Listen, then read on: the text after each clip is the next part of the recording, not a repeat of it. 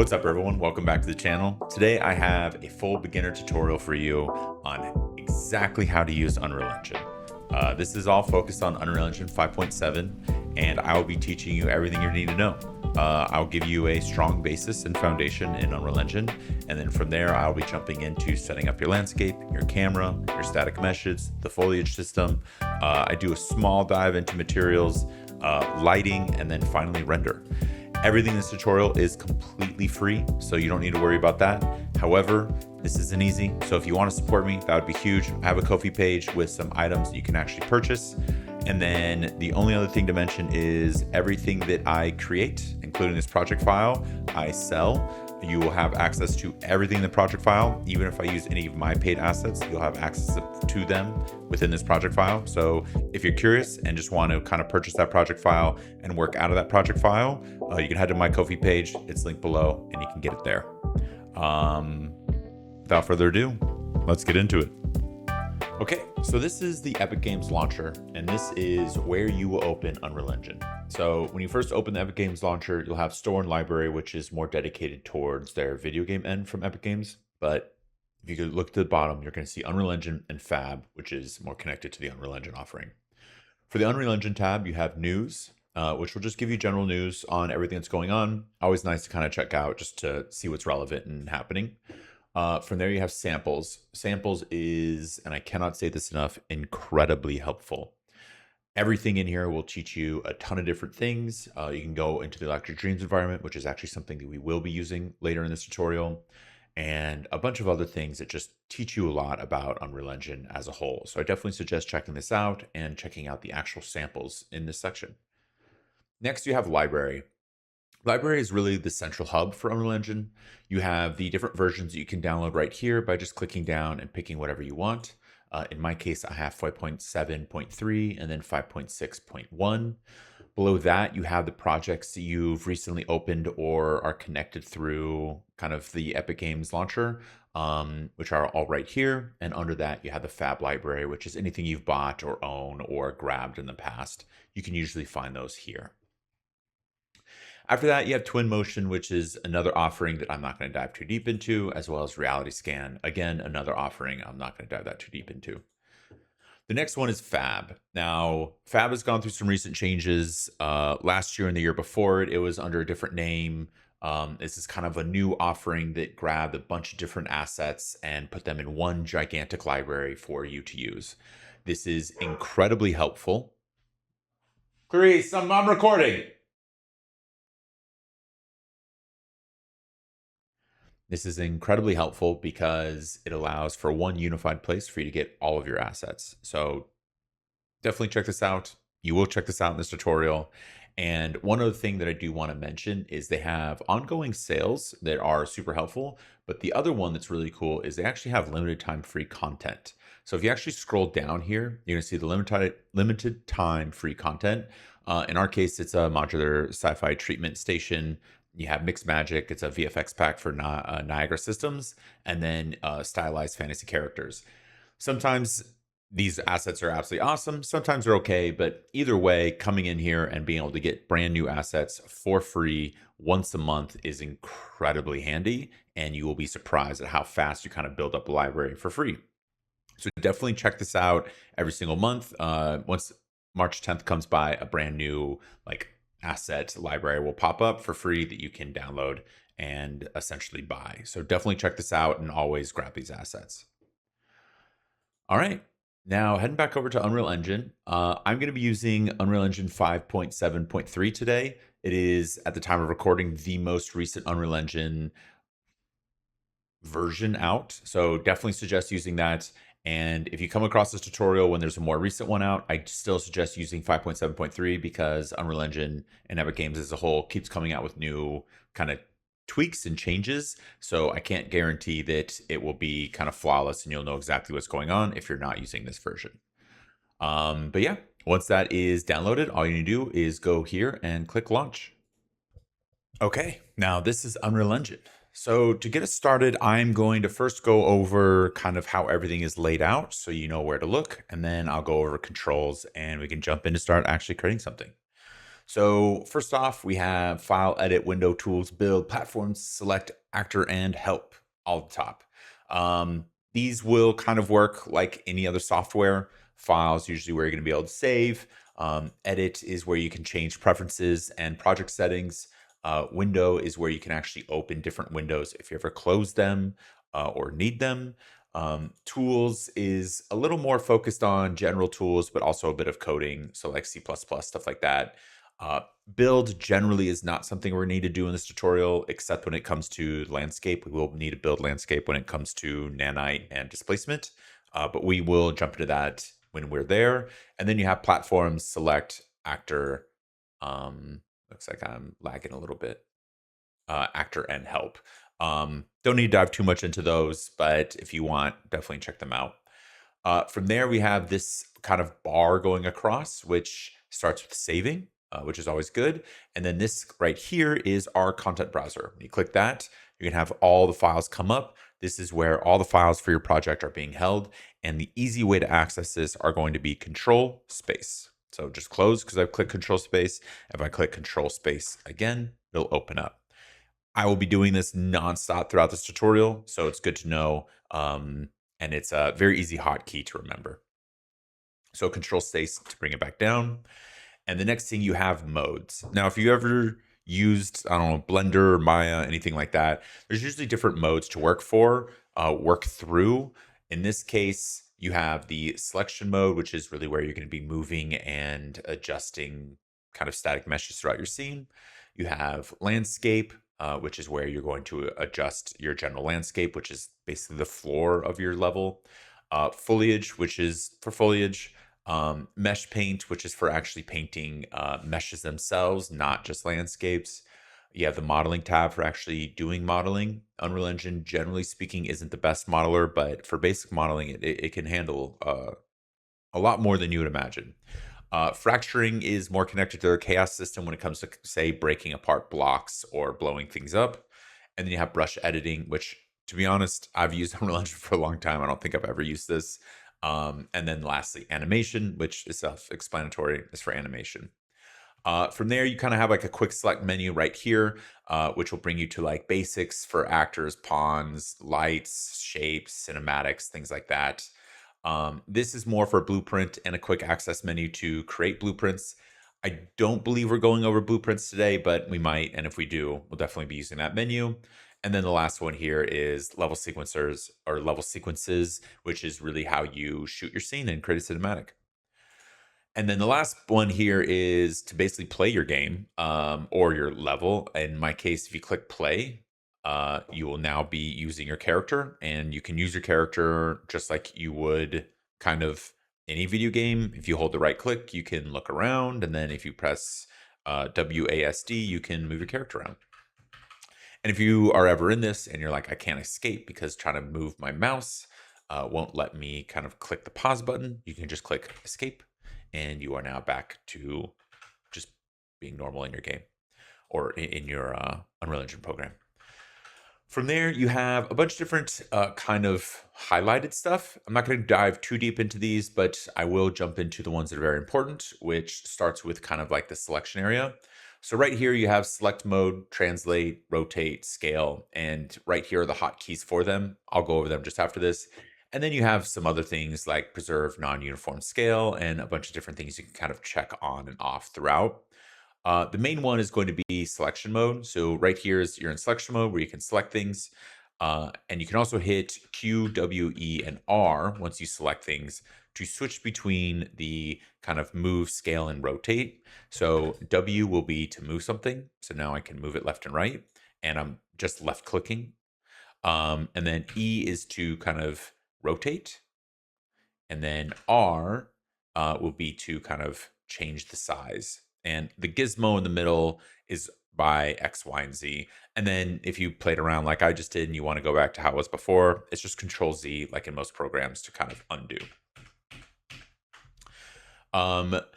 So now, since I am going to be moving around our scene a little bit before I kind of continue, I do want to just note that to actually move around your scene, you can click or hold down the right click on your mouse, and you can look left, right, up, and down by just moving your mouse around. That's how you're kind of look around your scene. And then you can hit the W, hold right click, and then you can hit the W, S, A, and D keys while holding down the mouse, and that will allow you to orient yourself around your scene. And then the only other two buttons that kind of help you move the camera around are Q, which will help you go directly down, and E, which will help you go directly up. So that is really how you're going to move around your scene, look around, and things like that. So now, back up here to the top, you have the world space coordinates and local space coordinates. What that means, and what it means when you're clicking that, is kind of adjusting an object based on its local space versus its world space. So to give you an example in real time, if I move this up and twist it, it is now basically on world space, not local space, because the top is now facing sideways. So if I switch to local space, it will now orient itself to how the actual object itself and on the top of the object itself. So this is super helpful when it comes to kind of adjusting things really quickly. And throughout this tutorial, you'll definitely see me be switching back and forth between world and local space so I can get the exact kind of placement for the object that I'm working on. Next, you have different snapping. You can snap to surface, location, rotation, things like that. And then diving a little deeper into that snapping are these three symbols. This first one is based on location. This next one is based on rotation. And this last one is based on scale. And they're all going by increments of 10. What that means is if I actually, let me go directly above this object. If I move this over, you're going to see it's not moving in one solid movement, but in clicks of increments. So if I move you to the right, you're going to see it's almost like clicking by an increment. What that is an increment of 10. I don't actually know exactly in this space what that measurement is, but it is allowing you to basically adjust things by increments. And if I turn this off by just clicking it, so now it's no longer blue, and I move it, now you're going to see it's just smooth. No snapping at all to any grid. And if you even actually look over here to the right where it says location, you'll see it kind of gliding across all numbers. Whereas if I turn it back on and move it, you're going to see it's moving exactly by increments of 10. So that's what that means. This is super helpful when it comes to, again, designing a scene and moving assets the way you want to.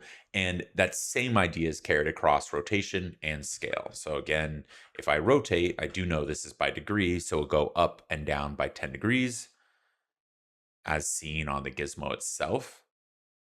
And then if I turn it off, it'll just be nice and fluid. And then same thing with scale.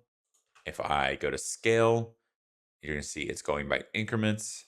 And if I turn it off, it'll just be nice and smooth. So again, turning these on and off are going to be frequent, and you can adjust these in any way you want to kind of get the look you're going for. The only other piece that I do want to mention here is you can also change the increment itself. So it can be 10, 50, 100, and so on. And that's same with the actual rotation, and that's same with the actual size as well. So now that that is taught, the next one on this row is perspective. So this is really just camera angles and things like that. You can change the field of view, the near plane view, stuff like that. So definitely suggest checking this out. One thing that I do use on occasion to kind of get the exact look I'm going for is the top, bottom, left, and right. So if you're building a scene, say like a house, and you want everything to line up perfectly, it's really nice to be able to look at something from above and see the exact view. And then this brings us to our next one. Right now, when I switched, it brought us from lit mode to wireframe mode. So this is wireframe mode, which allows you to see the actual wireframe of the objects you're working on. And that is seen right next to where we switch to top right here. So this is our view mode. We'll switch like the view of the viewport. If you click on this, you'll see at the very top a lit mode, unlit, wireframe, and so on. The reason I'm focused on the top three are because those are the ones that you're going to use the most often. So if I switch back to lit, which was the one that we originally had on, you're now going to see a perfect top-down view of our scene from above. And if I kind of go bottom, you can see it from the bottom. If I go left, you'll just see it from the left, and so on. So if I go back to the top, that's what it's looking like. Now you can switch back to perspective to get the view that you had prior. Now, the next one is unlit, And I'm going to switch to unlit because this is going to bring us into actual kind of color theory. So light adjusts the way color looks. So if you have, say, not midnight, that doesn't make sense, but if you have like midday lighting, so the light is directly above shooting down, versus golden hour, if you take a piece of white paper and you kind of put it in both those lightings, one's going to look more orange and the other's going to look more blue. And the reason that is because light itself is affecting the way color looks, whereas at truth, at the end of the day, both papers are just white. So that is why unlit mode is around. Is unlit mode allows you to adjust the color of your scene and kind of match colors of your different static meshes without light necessarily affecting the way it looks. So that is a long-winded way of saying we will come back to this, and I will be using this mode later in our tutorial to make sure all the assets in our scene kind of look similar and fit and look like they're in the same world.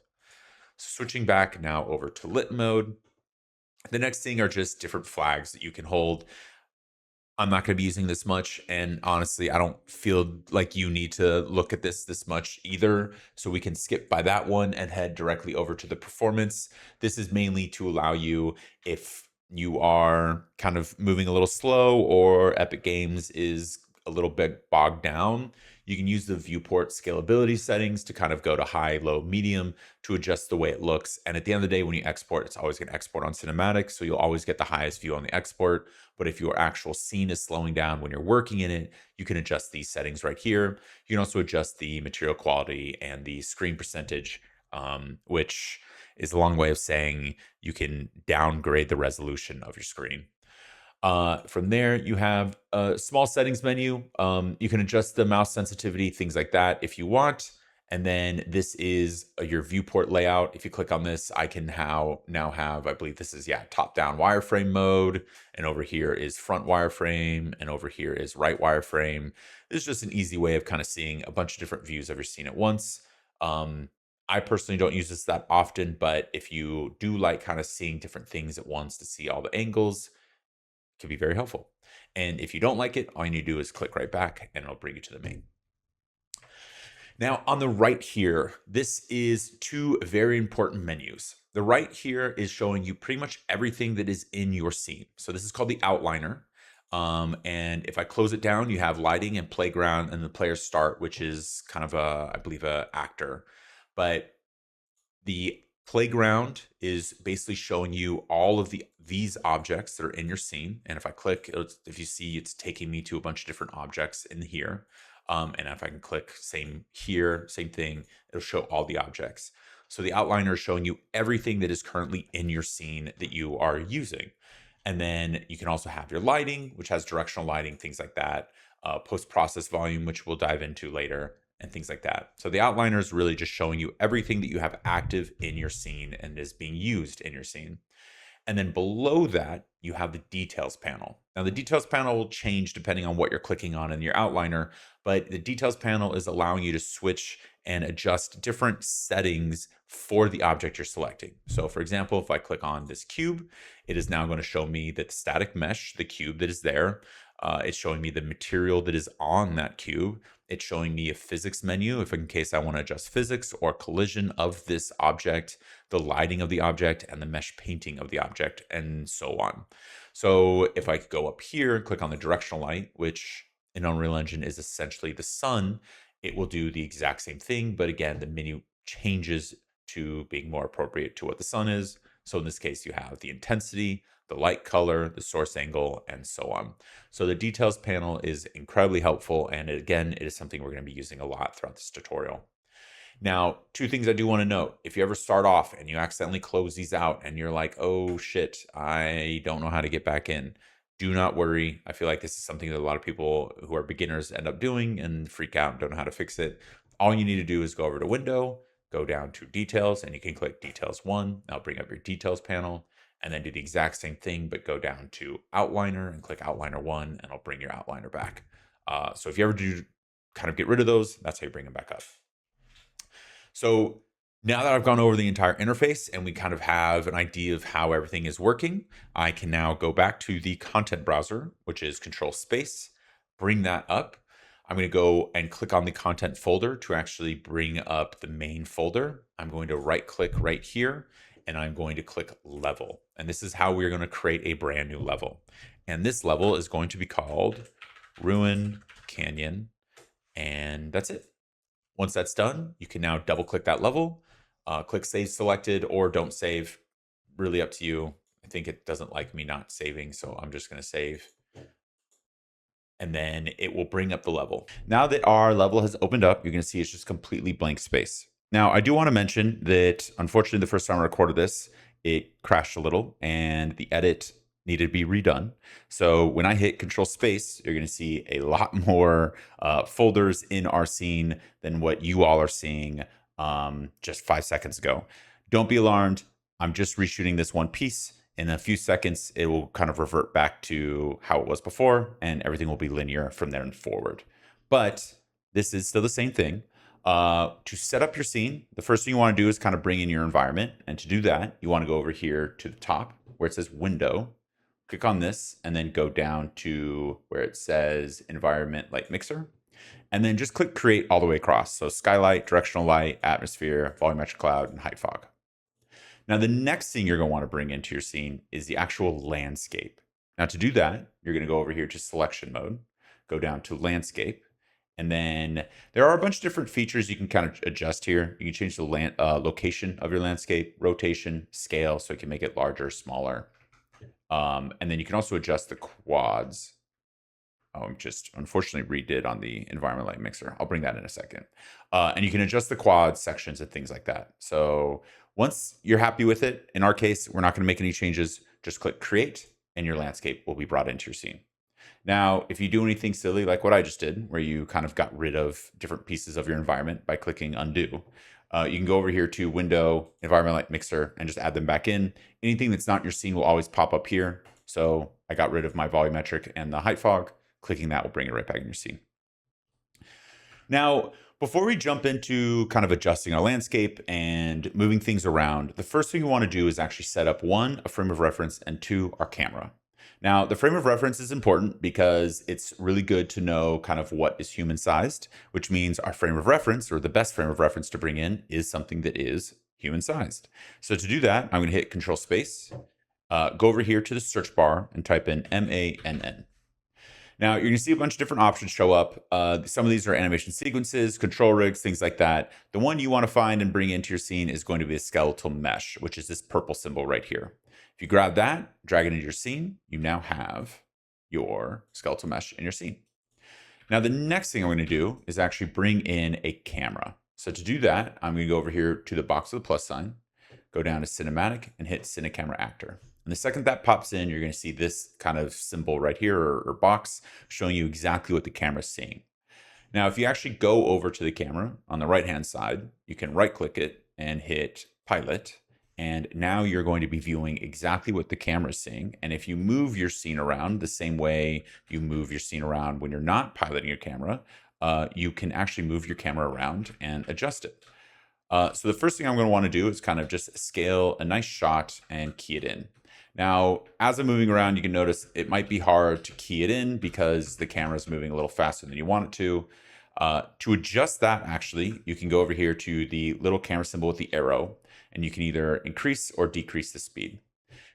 Now, the other kind of handy feature to adjust this is if you want to use your mouse, you can actually right-click and scroll up to speed up, and then you can scroll down to slow down.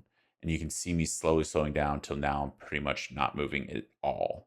So that's a nice and easy way of kind of quickly adjusting the camera speed so you can key in the look and feel that you're going for.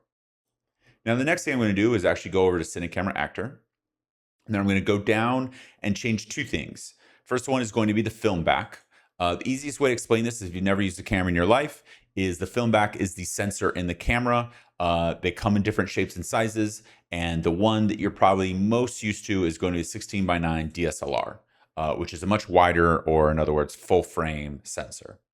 Now, the next thing I want to change is the focal length. Focal length, to a lot of people, again, who haven't used the camera, is either the zoom in or the zoom out is the simplest way of putting it.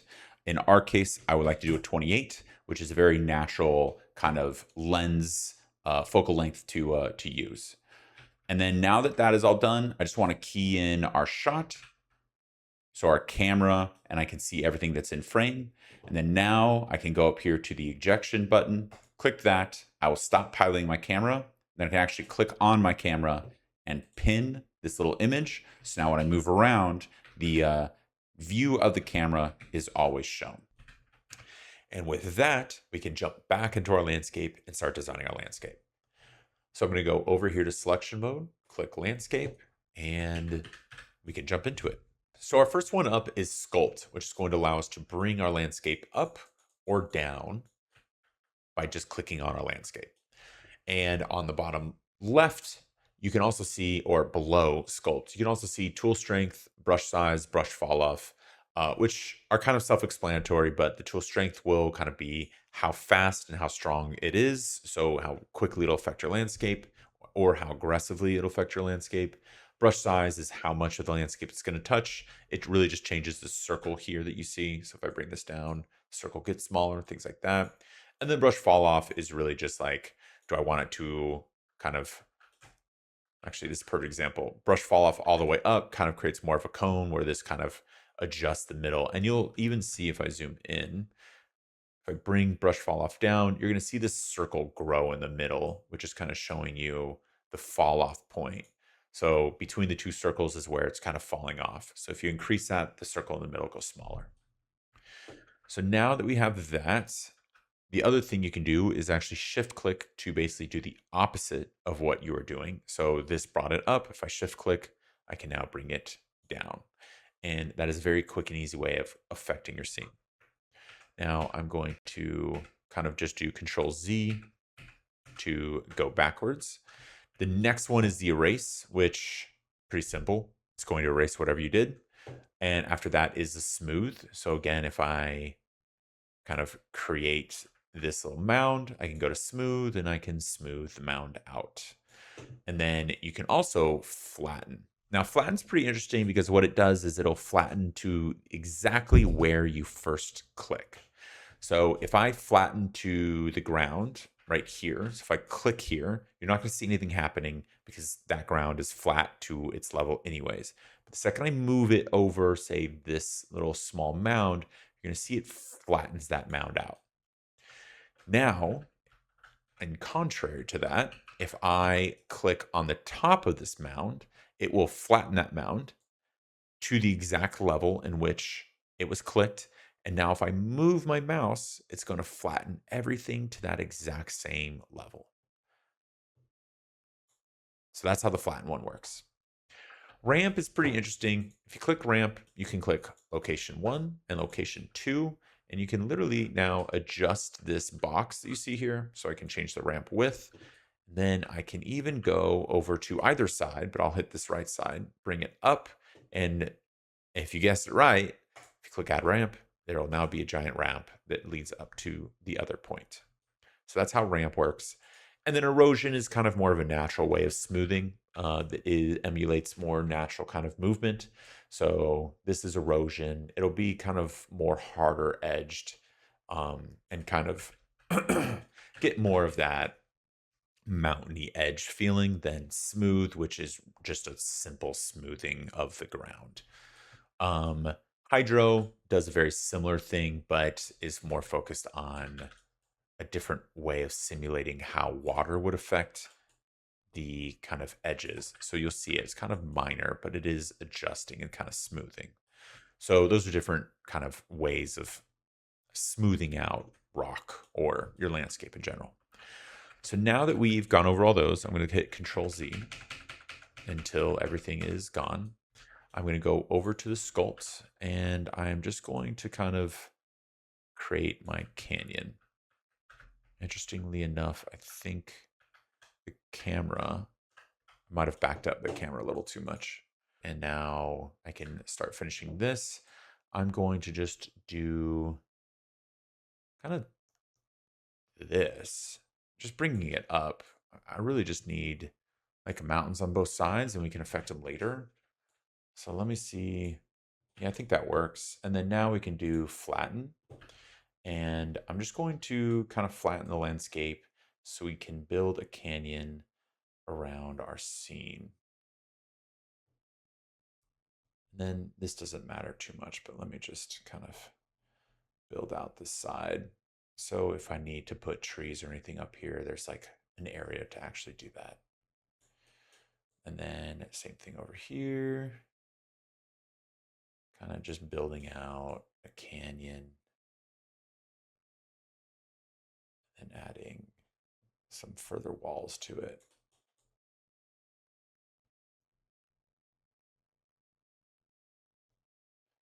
Okay, so now that that is done, I can also make it a little smaller and flatten this area to kind of create the look and feel that I was going for, whether it's kind of like heading left and right, things like that, to get a little more closer to what I imagined. Now, about here is where I do want to add in kind of the ruins. So I'll kind of carve that section out so we have a little more on the left there. And then if you want to go a little further, you can head into some erosion. But truthfully, all these walls are going to be completely covered by static meshes. So I don't feel the need to really build that section out too much. I think really just kind of creating the bones of where I'm going to place everything is a good start. So now that that is done, I can head back to selection mode and I can actually start mocking up our scene, which will bring us into kind of teaching two things. One, how to move objects around and kind of quickly iterate, and two, how to make very simple materials, since in this tutorial, we're not going to be diving too deep in materials, but I do want to kind of explain how they work so you can adjust materials your way in the future. So the first thing is going to be creating a blockout. Now, in most cases, you do a blockout by just creating simple blocks. Now, it's up to you how kind of advanced and into this you want to go and how not into this you want to go. Entirely up to you. In our case, I might just go halfway since I have a pretty good idea of what I want to create. So yeah, the first thing to do when you're creating a blockout is to create a block.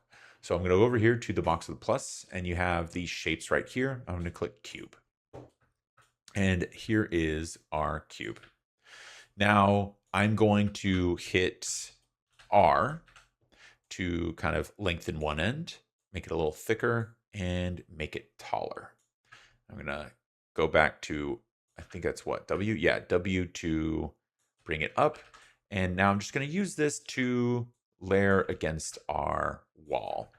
And this is going to be in place of our actual static meshes that will be covering our walls.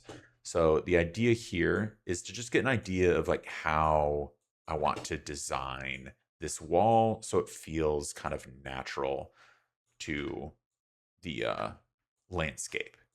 And I'm just going to go around and kind of adjust these. Again, if you're not sure what I'm doing, it is W to get the kind of location gizmo, E to get the rotation gizmo, and R to get the size gizmo. And you can adjust these any way you want to kind of get the look and feel that you're going for. So for now, I'm just going to go across all of our walls and kind of add these in there to get an idea of how the rock is going to look.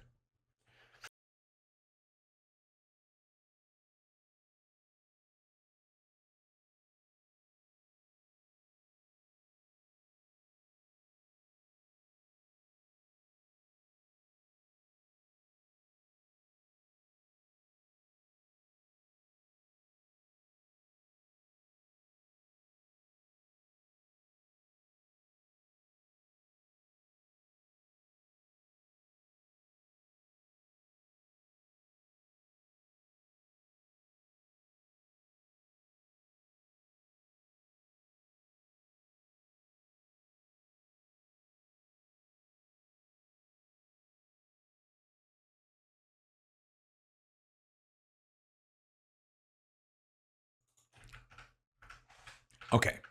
Now, this part of the block up is where I want to actually change the color of things so I kind of know what is what. So right now, everything is just white, which is fine. But if you want, you can actually add materials and colors to this so you kind of know what's what.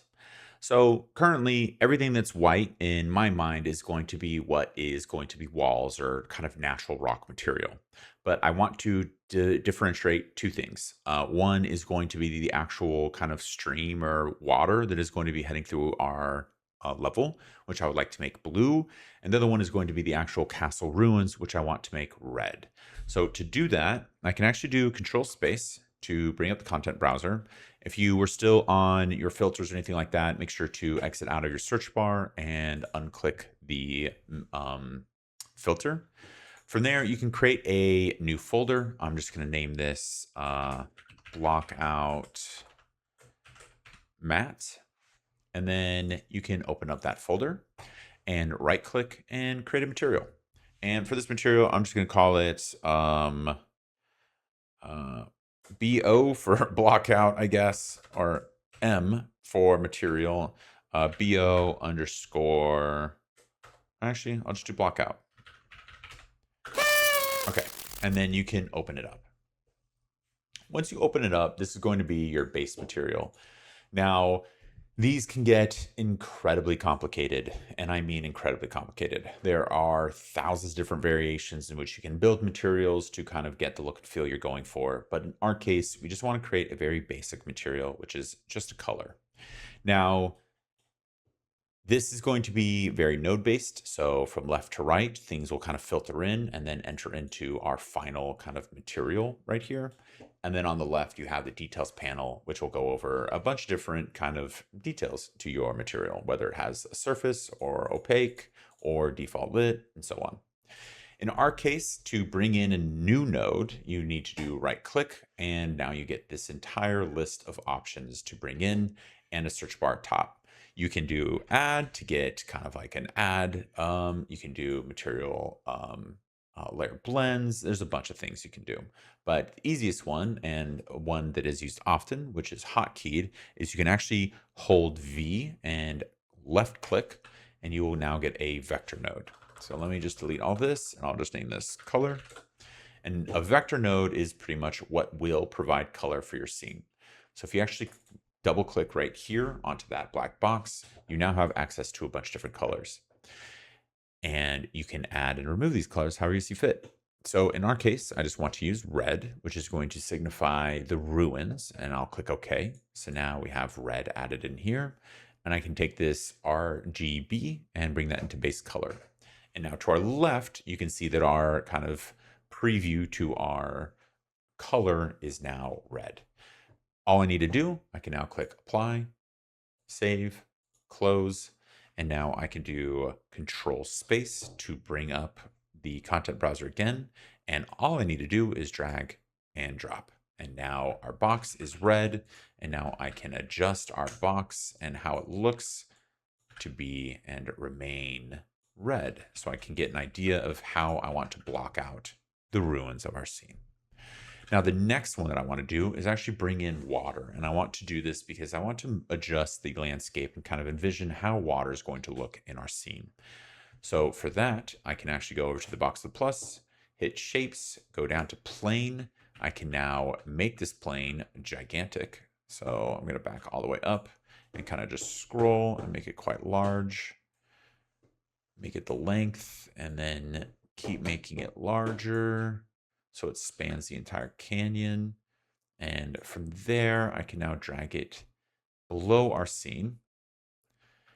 And then what I want to do is actually turn off the location so I can key it in perfectly. So turn that snapping off. Now I'm going to drag it up and have it kind of enter our scene that way, which is perfect. Now, this is how it will kind of be viewed in our scene. Now, I actually want this to be quite lower. And then you can adjust your landscape to kind of show or not show your stream as well. So now that's in our scene, I can do Control Space, and I can duplicate this. So I'm just going to duplicate it. So I have blockout 1. I can just name this, I'm going to name it blue. The other one doesn't need to be named.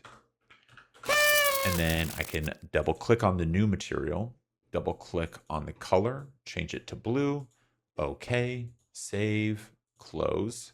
And now I can drag and drop that onto our scene. And now we have the blue blockout. So now there's two things I want to be doing. One is actually work on the blockout of our ruins, and the other one is adjust our actual landscape so it has a more natural look to what I'm going for. Hey everyone, so I had slight technical difficulties, so a few things were skipped, but I was just about to jump into landscape mode and teach you all how to kind of craft the river or stream in our scene. Just quickly go over it. All I did was I brought down our tool strength to 0.1, our brush size to like 324, and I either brushed to bring up or held shift and brush to kind of bring down to get this general look and feel. Now, the last part in the tutorial, I can actually bring that up. The last part in the tutorial, or this part of the tutorial, was I also just added more blocks and walls to kind of get a better visualization of our kind of ruined area for our castle. So that is our initial block out. You didn't miss anything too much. Everything's the same. Just put a little more time into designing it. And now that our block out is done, the next thing we need to do is actually bring in assets into our scene.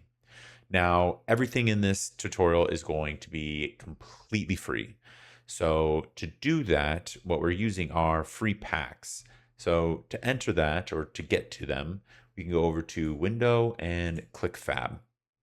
Now, as mentioned earlier, Fab is pretty much your entire library that you can bring in. Some are free, like what you see here, and then others are paid. And to get some really good high quality assets in bulk, the easiest way is to actually use prior free samples, which is exactly what we're going to be doing. So in this case, I'm going to go in the search bar and do electric. Hopefully I spelled electric correctly. I'm actually not sure I did. And then I can go to all products. That should be fine. I can do dream, actually. Let's do dream. And I can do tutorials and examples, and you'll see Electric Dreams environment. You want to click on that, and then you want to do add to my library to bring it over to your Epic launcher or Epic Games library. So that is the first one. And then the next one is called Dark Ruins.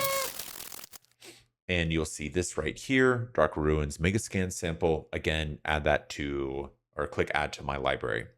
Once you do that, you need to go over to your Epic Games launcher. So bringing that up right now. So now that your Epic Games launcher is open, all you need to do is go down to your Fab library and you're going to see the two projects. So the first one is right here, the Dark Ruins, and the next one is the Electric Dreams environment. Now, all you need to do is create both projects and then open them up. So click create on both of these.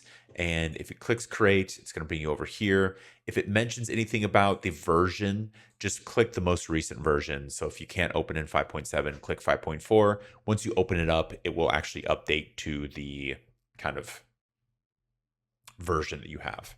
So do that and then open up the Dark Ruins Megascan sample pack, and I'll walk you through actually how to migrate the assets from that project into your project. Okay, now here we are in the Dark Ruins project file.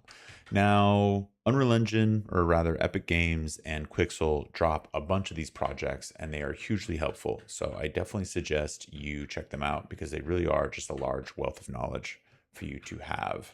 But when it comes to actually migrating, the easiest thing to do is to click on any of the assets that you like or want in your scene and then browse to where they're held within the folders. So for example, let's say I click on this conglomerate of things.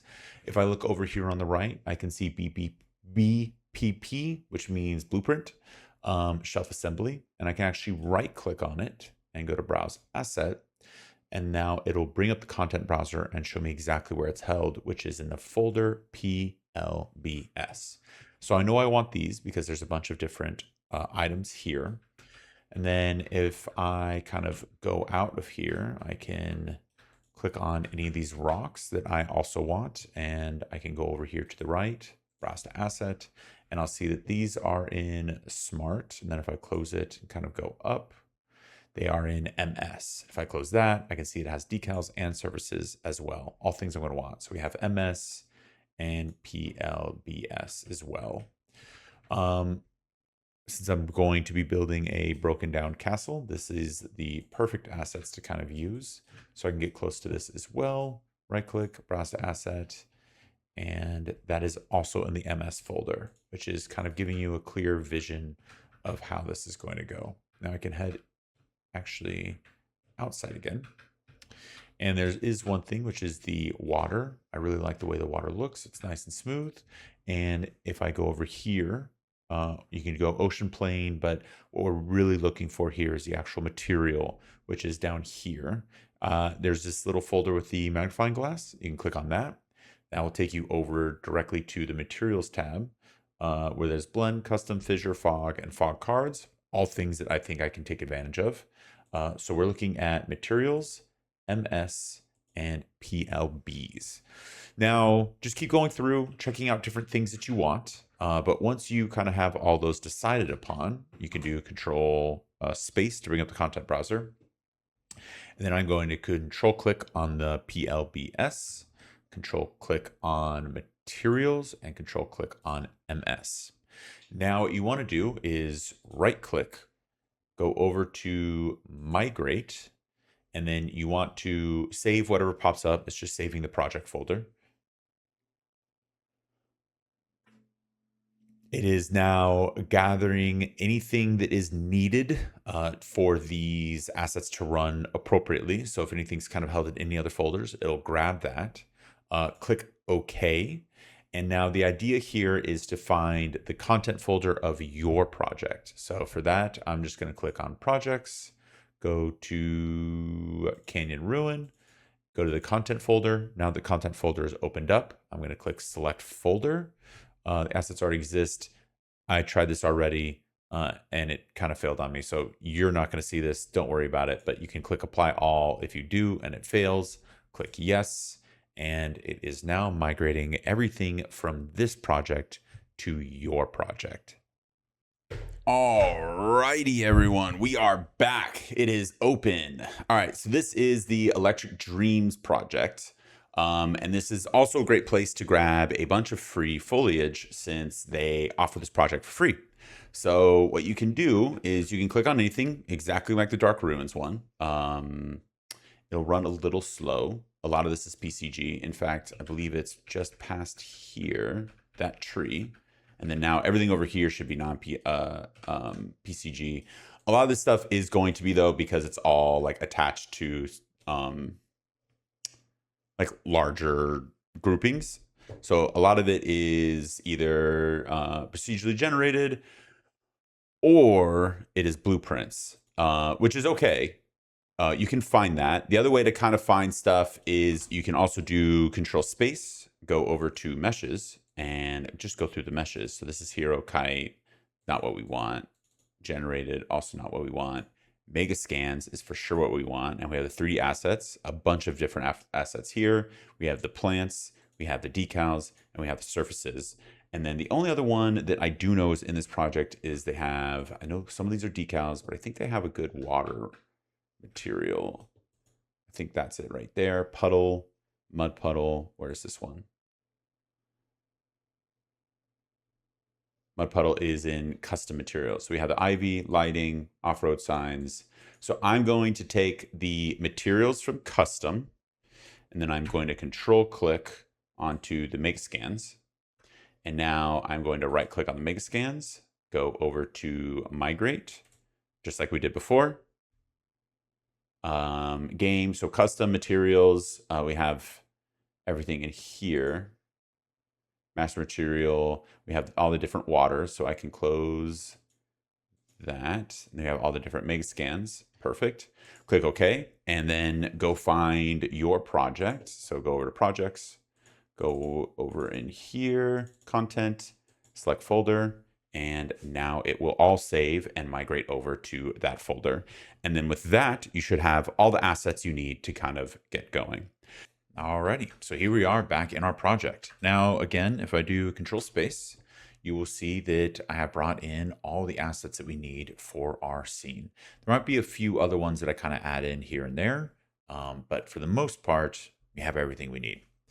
Now, before we get started, I'm going to do two things. I'm going to bring in a camera sequencer, and then two, I'm going to go through on the right-hand side and actually organize all these assets so they are in folders and just cleaning up the entire workspace.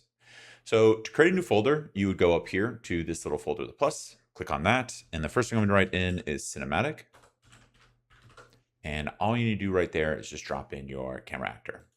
The next one is, since we have a bunch of blockout assets, I am going to go and create a blockout folder. You can drag this all the way up to, right now it's like under cinematic. If you drag it all the way up to the canyon, to the label, there we go. It will be in its own folder. And then for some reason, this one moved out. Okay, there we go.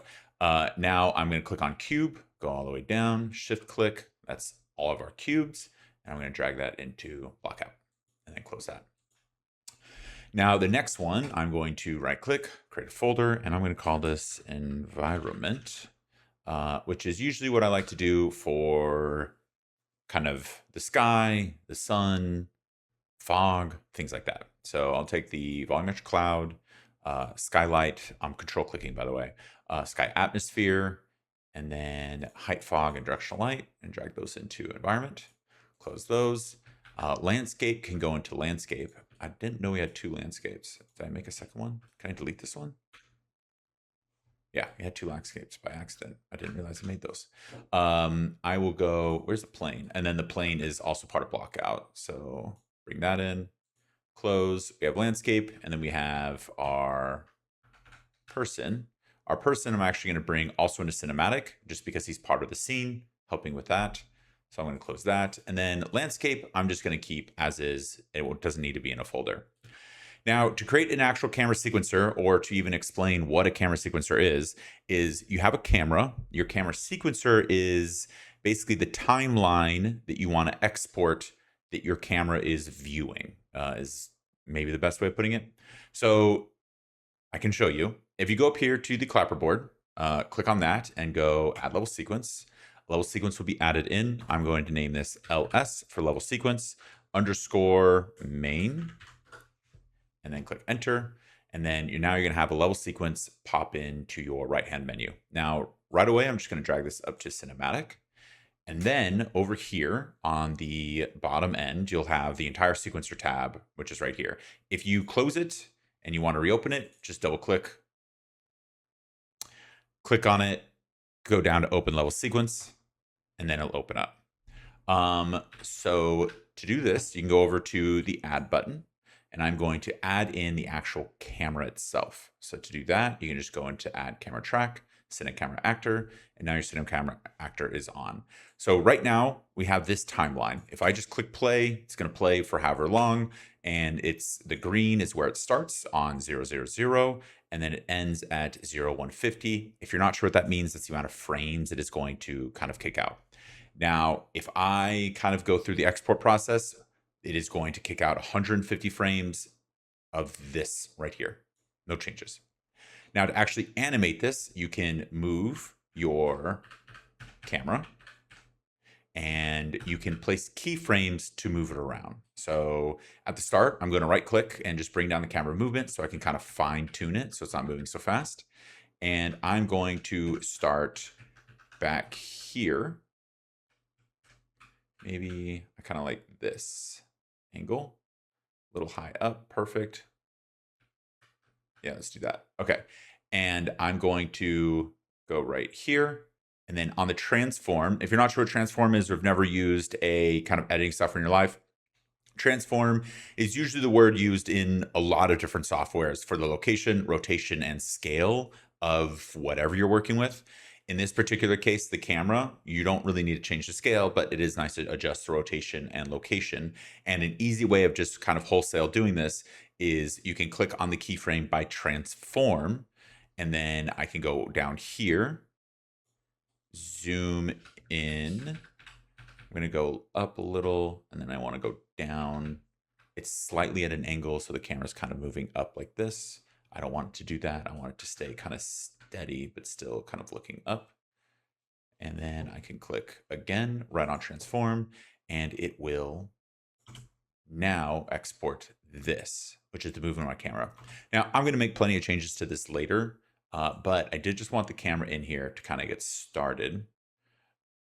And to explain this a little further, when I keyframe transform, it's going to add a keyframe for everything under it. So what that means is when I keyframe transform, you now see that we have dots with location, rotation, and scale.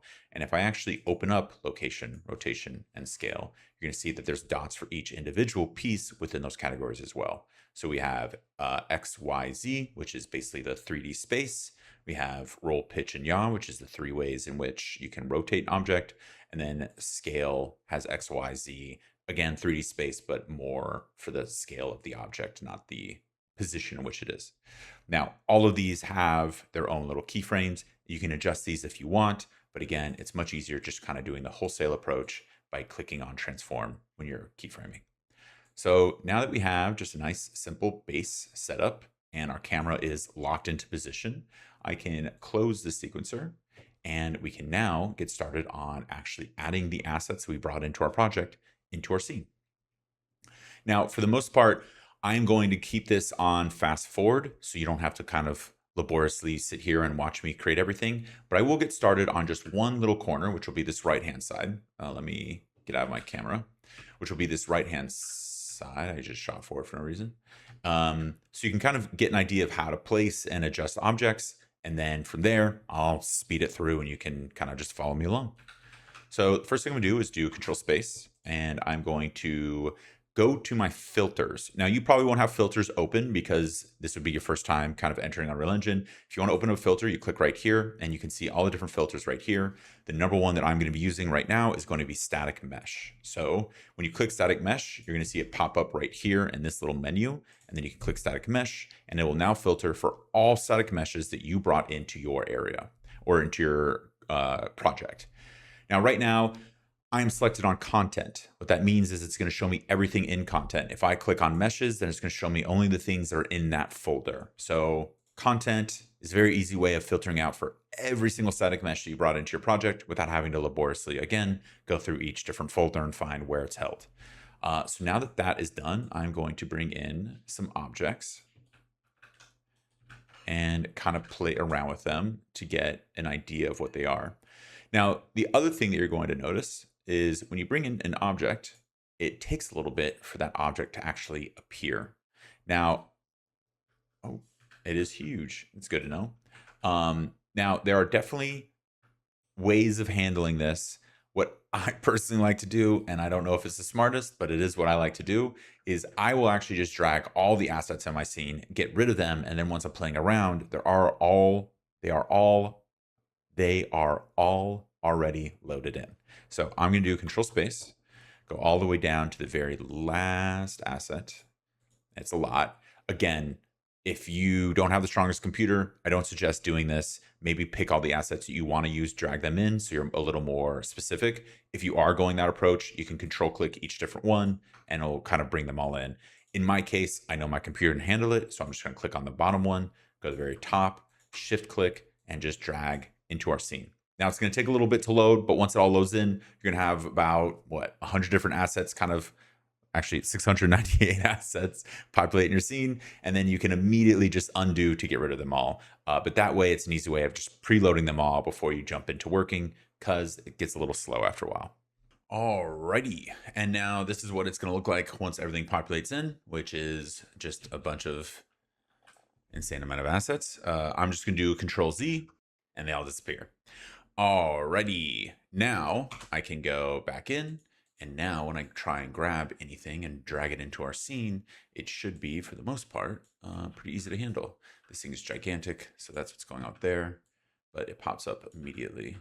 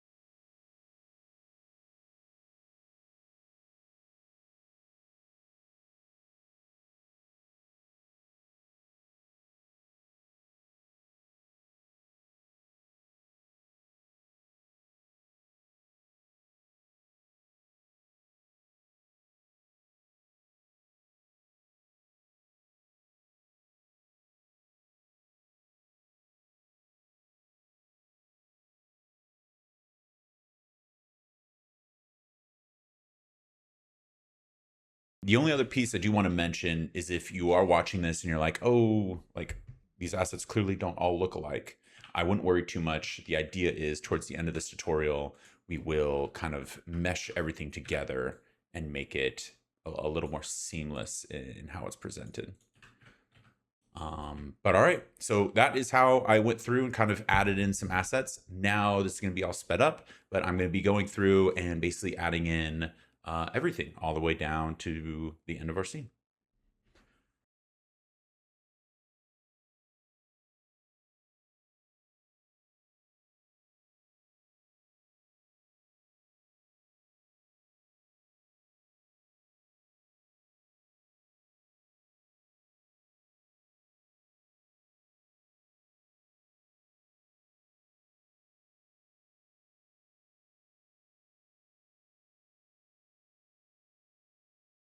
Oh, I do want to jump in here and just mention that again, to copy things, you can do Control and then drag down, which is how I'm going to be copying things as I go through it, just so you're kind of not shocked if you see me just miraculously creating more and more meshes.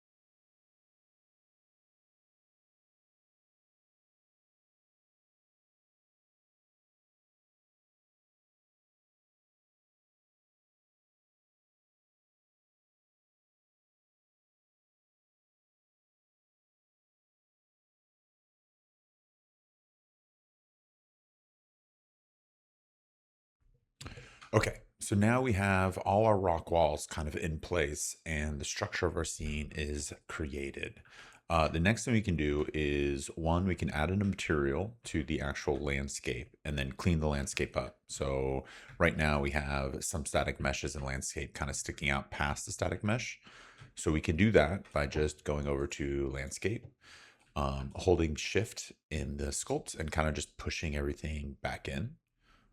That way we're making room for the actual mesh to pop out.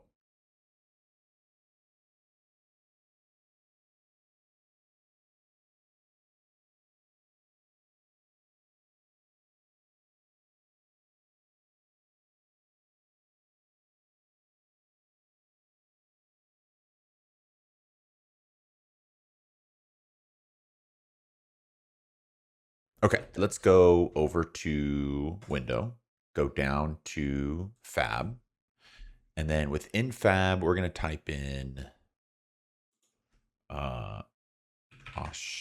no, actually, let's do quarry. And there should be this right here, African slate quarry. I believe this is completely free. I'm hoping that is still the case. But yes, you can click on the African slate quarry and then add this one to the project. And this should be the last thing you have to add to your project. Click accept. Whenever this happens, when it tells you to select a version, if you're using a version that's more recent than the one that you are using, just click the most recent version. So in this case, I'm using 5.6 instead of 5.5 and 5.4. Just pick the most recent version and click add a project. And then everything will be added to your project, and we can take the ground material used in this and use it in our project. So now that I have the African slate quarry downloaded, I'm going to open it up, go to scene quarry slate folder, and then I can hit materials, material instance, and you see this displacement kind of map right here. They're all kind of named the same, but this one is the one for the actual ground. So I'm going to click on this, click on our landscape, and then on the right hand side, you're going to be probably up here. Scroll down and find landscape material and click this little arrow and it'll be added to it. Now, the only thing to call out is within this material, it is incredibly small and we want to kind of size that up. But the unfortunate part is if you click on the material itself, it has two parameters, and that is a color and a color overlay. But there's actually nothing to adjust the size or the scale of the material itself. So what we need to do is go into the material and add that. So right here you see parent, you're going to double click on parent and you're going to have this pop up. Now this is a material and how materials are created. So to run you through this real quick, just so you kind of understand it, the top here is kind of base color overlay, which is why this is called cover overlay right here. And this is what is called a vector node. Now it is brought into a multiply, which basically means these two are multiplied together, then brought into another multiply along with what is called the albedo, and this is brought into base color. What this means is this right here is the actual just normal map, or the normal color of our material. So if I just drag this in here and kind of skip this entire process, this now means we just cut out everything that allows us to adjust the color of our kind of material. So this would just be the base kind of color. We can't make any adjustments to it. By adding this piece, whoever created this is now able to adjust the actual overall color of our material, which is important because it's what allows you to basically adapt any material to look like other static meshes in your scene. So if I kind of close out here, if you look right here to our right, you can see these all currently don't look that good together because the two different colors kind of mesh together. Clearly looks like a bunch of different assets were just put together. This color overlay is what allows you to adjust that and kind of change that if needed. So heading back in, the next piece to this is the albedo, which I just mentioned, is kind of the base overall color layered on top.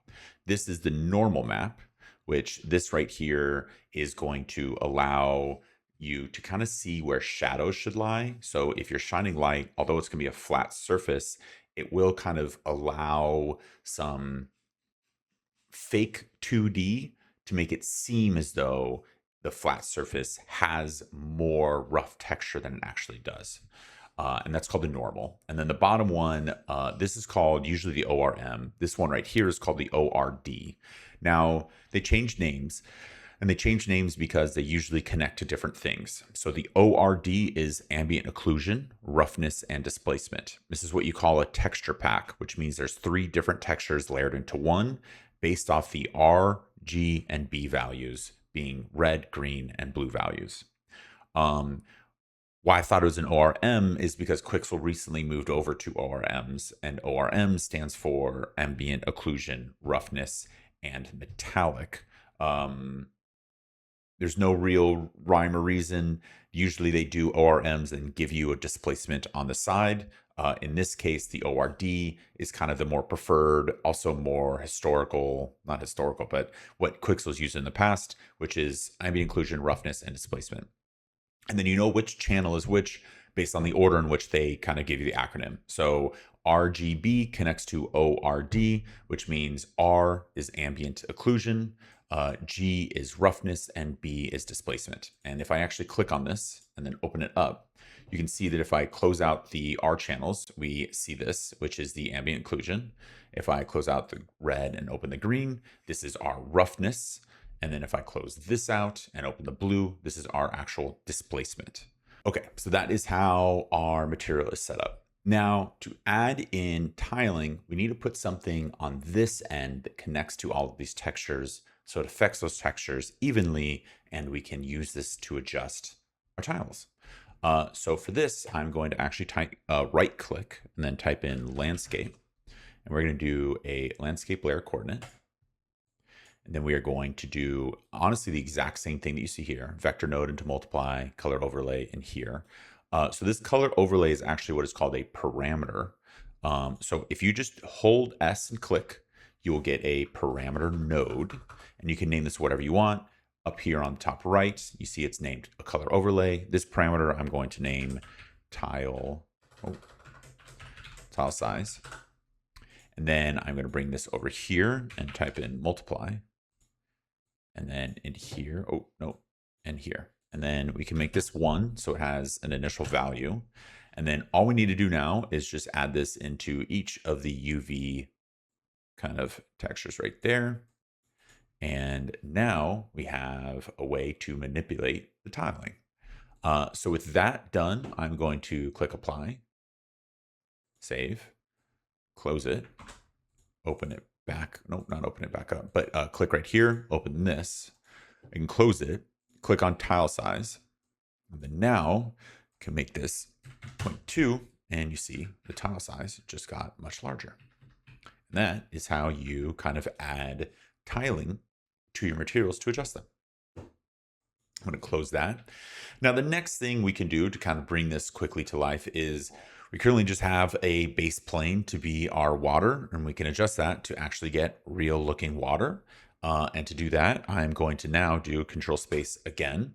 I am going to go to material instance, actually, close all this. And then let's just look for some water in here.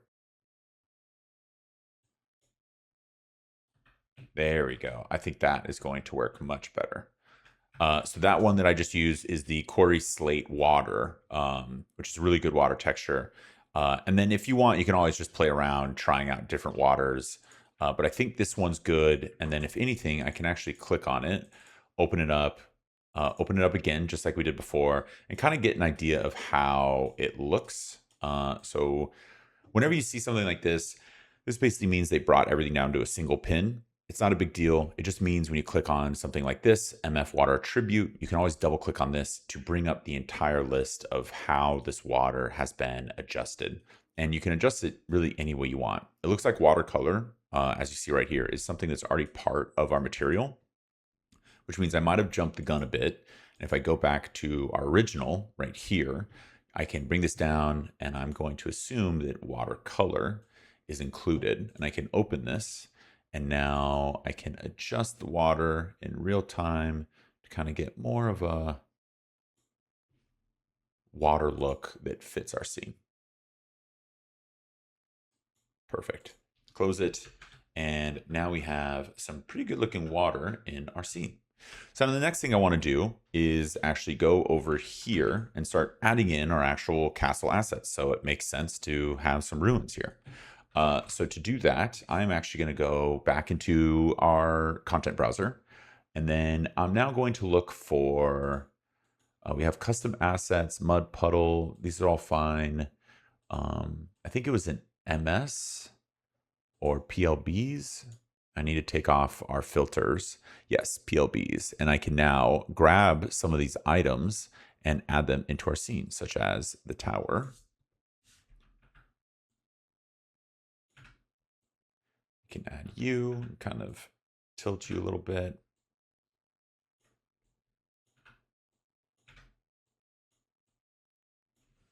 And let's delete you and delete you.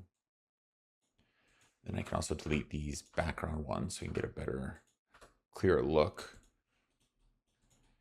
And then I can also go over back, close everything down.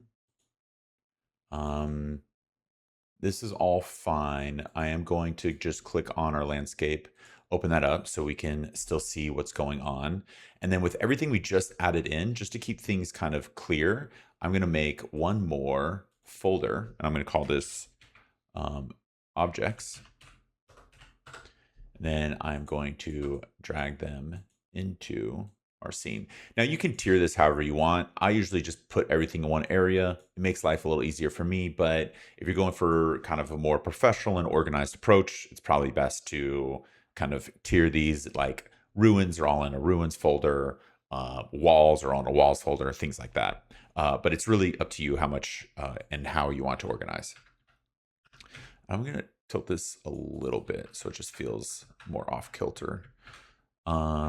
And then you can just keep kind of playing around and grabbing new and different objects to play around with. A lot of these are already blueprints, so you can kind of have fun with them how you wish.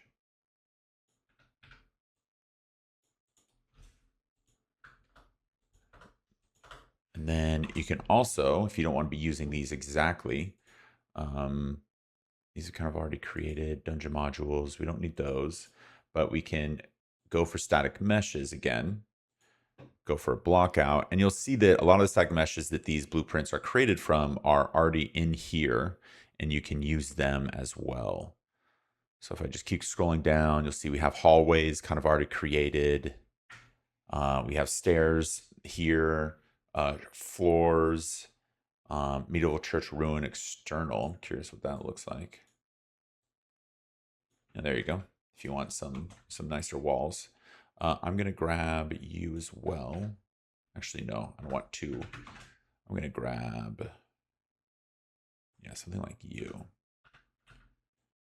Turn you on your side. And then I'm just gonna keep adding in more stuff and growing out our ruins.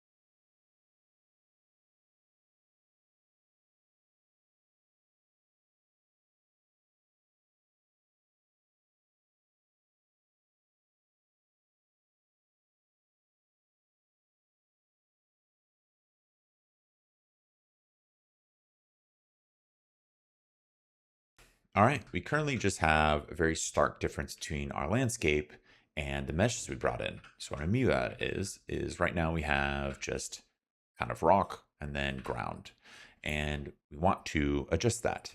So the first thing I actually want to do is bring out displacement, because that is going to adjust how we kind of play with the scene greatly. So right now, what we have is Let me close out this, click on our landscape, go down. We have a displacement enabled material. Now, if you don't know what displacement is basically using the higher and lower values given to you by our displacement map to fake 3D. And what I mean by that is when I turn this on, you're basically going to see the rocks kind of come out the ground. Now, it's not going to look as if you brought in a static mesh or as good as a static mesh, but it is going to look much better than a flat surface. And it is used in a lot of 3D software to basically have a cheaper or less intense on the hardware version of adding in kind of a 3D aspect to your ground. So what I'm going to do is I'm going to click on my landscape, open up the material, and if I kind of bring down all these, you're going to see displacement, scaling, enable displacement fade, no, but enable tessellation, yes. And then the scale, I'll keep it how it is. This is probably going to change greatly, but we'll just keep enable tessellation on and displacement scaling. In our case, you already had displacement turned on, but if you had both of these turned off, just heads up, you want to click this on and click this on. So now that that is enabled, I can save, close, click on our landscape, go down till you see enable nanite, click enable nanite, and then the last thing you want to do is build data. Now, at the end of building data, as I said, it's going pretty crazy. This is because displacement is truthfully a very sensitive thing in Unreal Engine. I feel like the numbers don't make too much sense, but what's happening is the displacement's set too high. So now it's just doing some crazy stuff. So what you want to do is click back on your displacement material, go down to where it says magnitude. I'm going to bring this down to 0.02. And then let's kind of move this to the side. Go down into our scene, and you're going to see it's basically not present. So let's do 0.5. It's going to be much bigger. So let's do 0.1. And then you really just play around with this way. I think 0.1 kind of gives a perfect amount of texture without it being too much. So that looks good to me. I'll save it at 0.1. And then now I'm going to go around cleaning up my scene. And then we can jump back in to kind of do final touches when it comes to all the rocks, and they'll do a foliage pass. So first things first is going over to landscape, and then just look around for anything you changed. Some of you might not even change anything. I adjusted a little bit because I definitely wanted like this V shape in my shot of the ground coming through. And that means, shift click, don't right click. And that means I had to click that to kind of push this landscape back.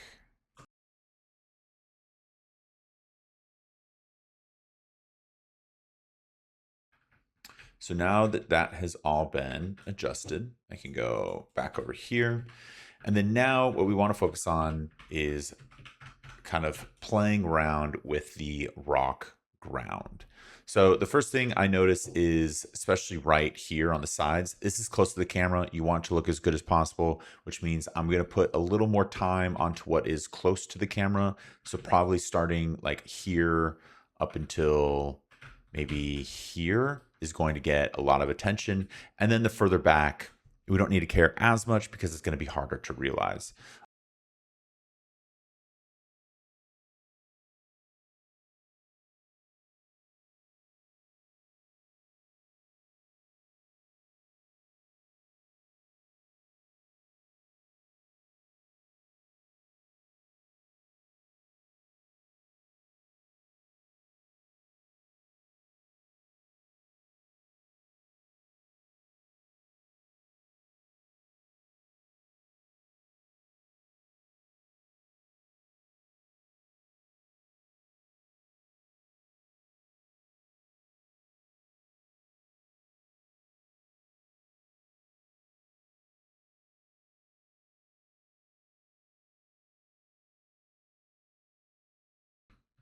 And then if you notice, this landscape is kind of flattened out. The reason that is because it just needs to be built. So again, once you're done kind of playing around with the block out, you can, I'm going to grab all the objects again.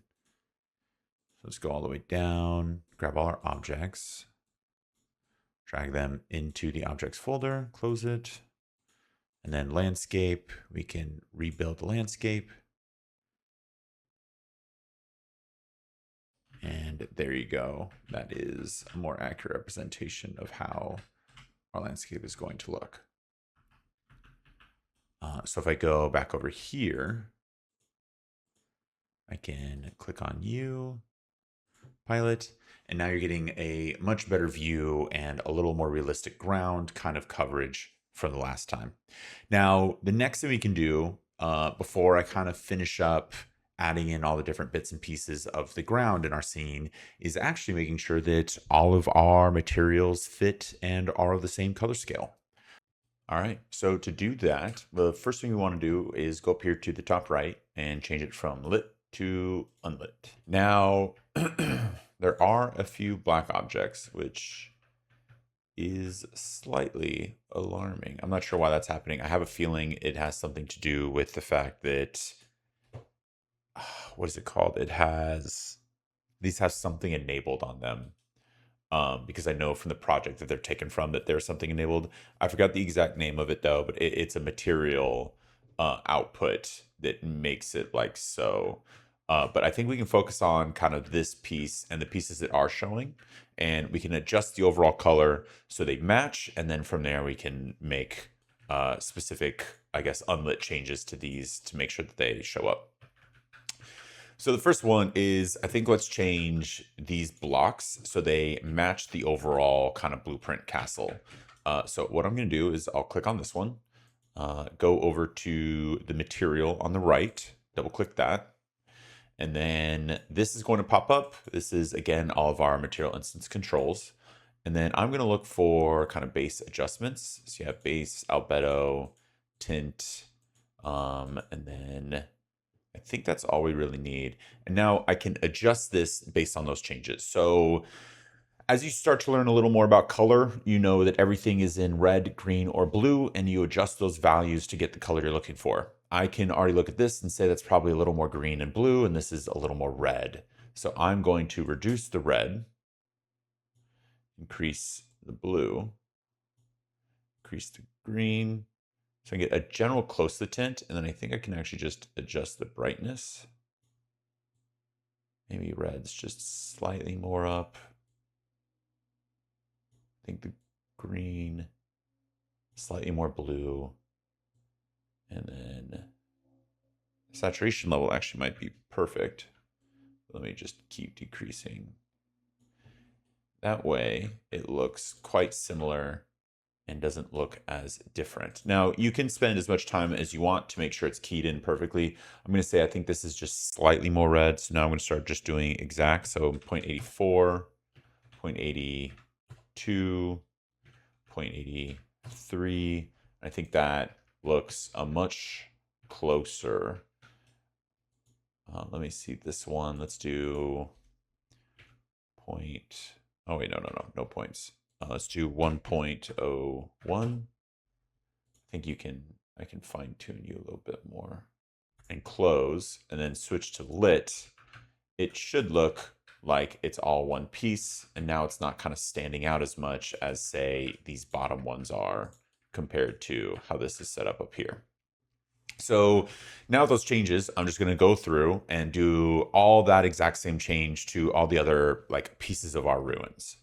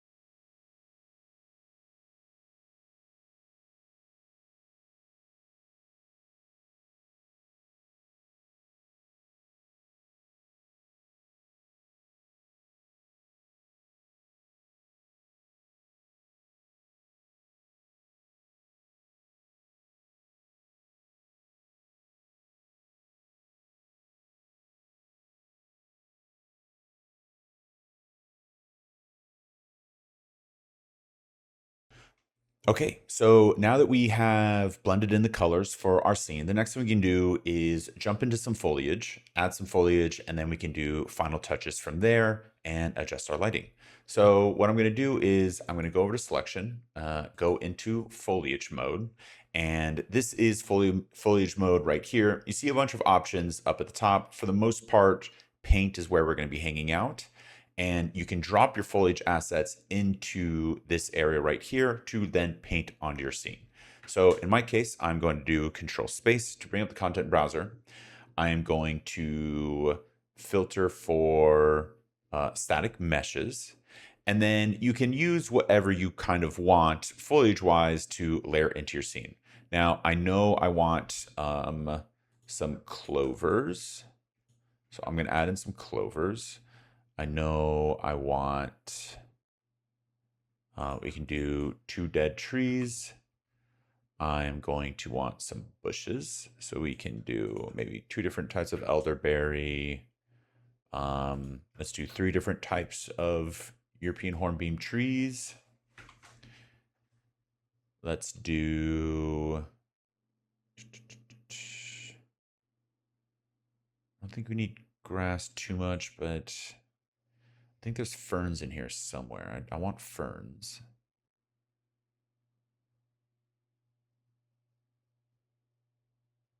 Am I crazy? Did I miss the ferns? Nope. Silver Lady ferns.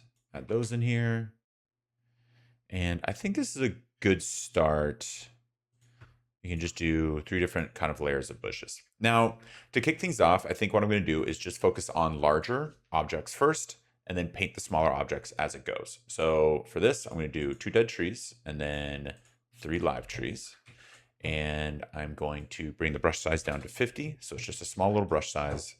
And then I'll actually, switch back to selection mode, find our camera, pin it. So again, we are ensuring that kind of what we're painting is 1 in scene and 2 looking good. And then we can go back to foliage and let's just paint some stuff.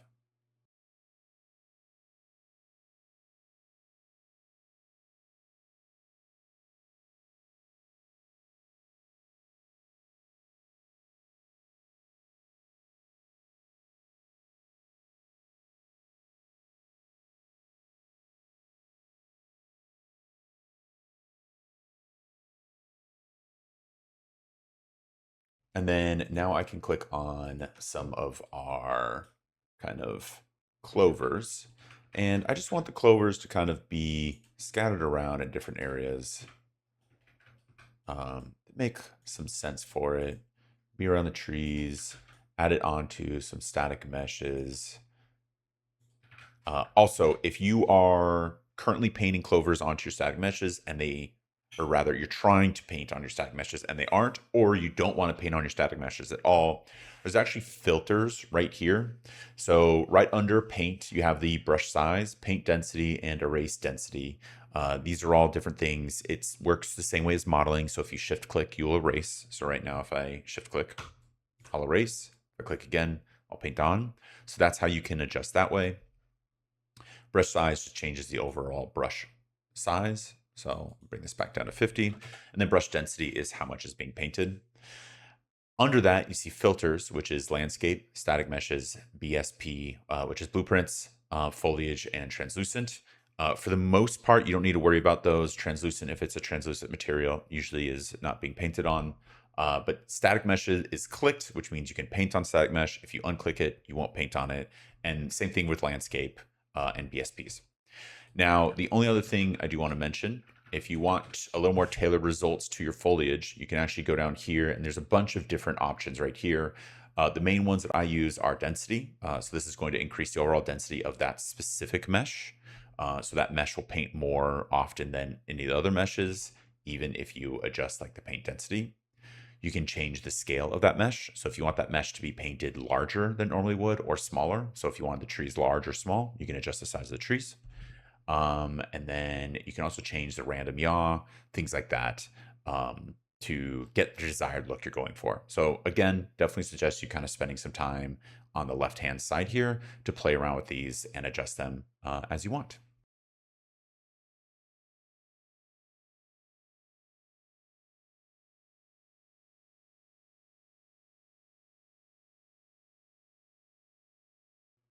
Okay, so now that that is done, the next thing we can do is go back up, unclick our clovers, and start clicking on our bushes. And then I'm also going to click on our smaller ones as well. And now we can paint these in where we wish as well to add in a little more texture to our scene.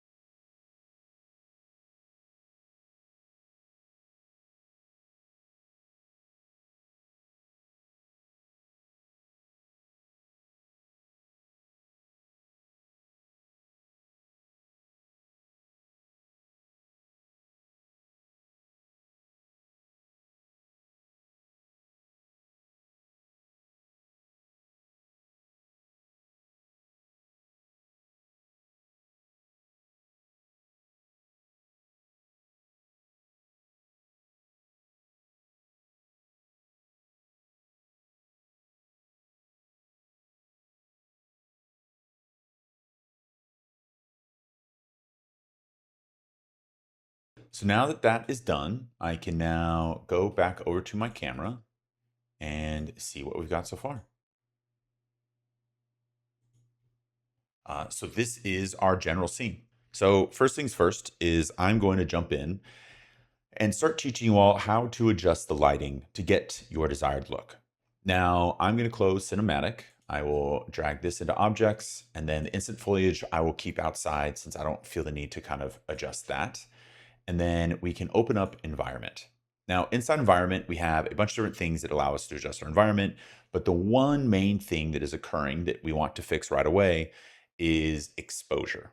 So in Unreal Engine, the exposure will adjust based on where you're set. That way you can always see something that's going on in your scene. For example, if I kind of drove the camera into a black box, it would increase the exposure so high that you would be able to see within that black box. We don't want that because what we're trying to do is direct the overall look. And to direct the overall look, we need the exposure to be set. So the first thing you want to do is actually bring in what is called a post-process volume. So I'm going to go over to the box of the plus, go down to not cinematic, but volumes, and find the post-process volume. Now this is probably one of the most used volumes in Unreal Engine, and it will allow you to tailor the general look and feel of your scene always, and it gives you a ton of really handy tools to do so. But the main thing is when you first bring in the volume, it will only affect the area in which where the area inside the box. So right now you see this box, that's the only area that's being affected by the post-process volume.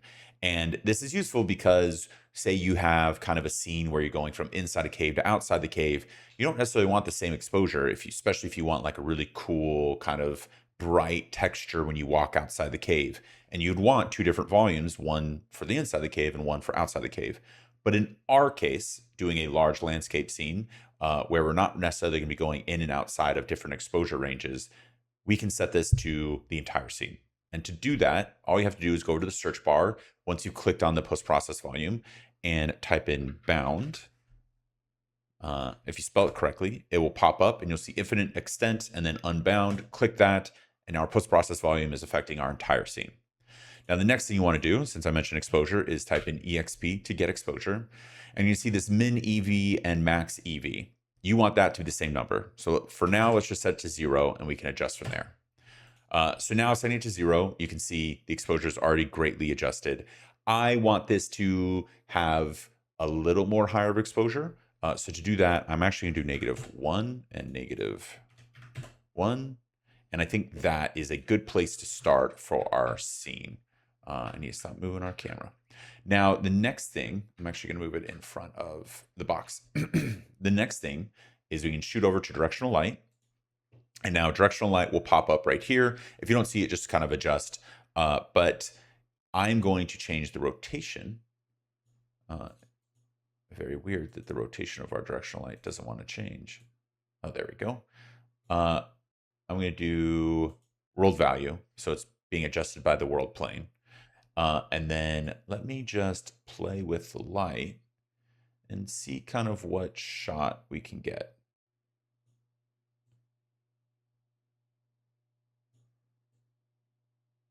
I kind of like the midday vibes a bit. Yeah, I like that.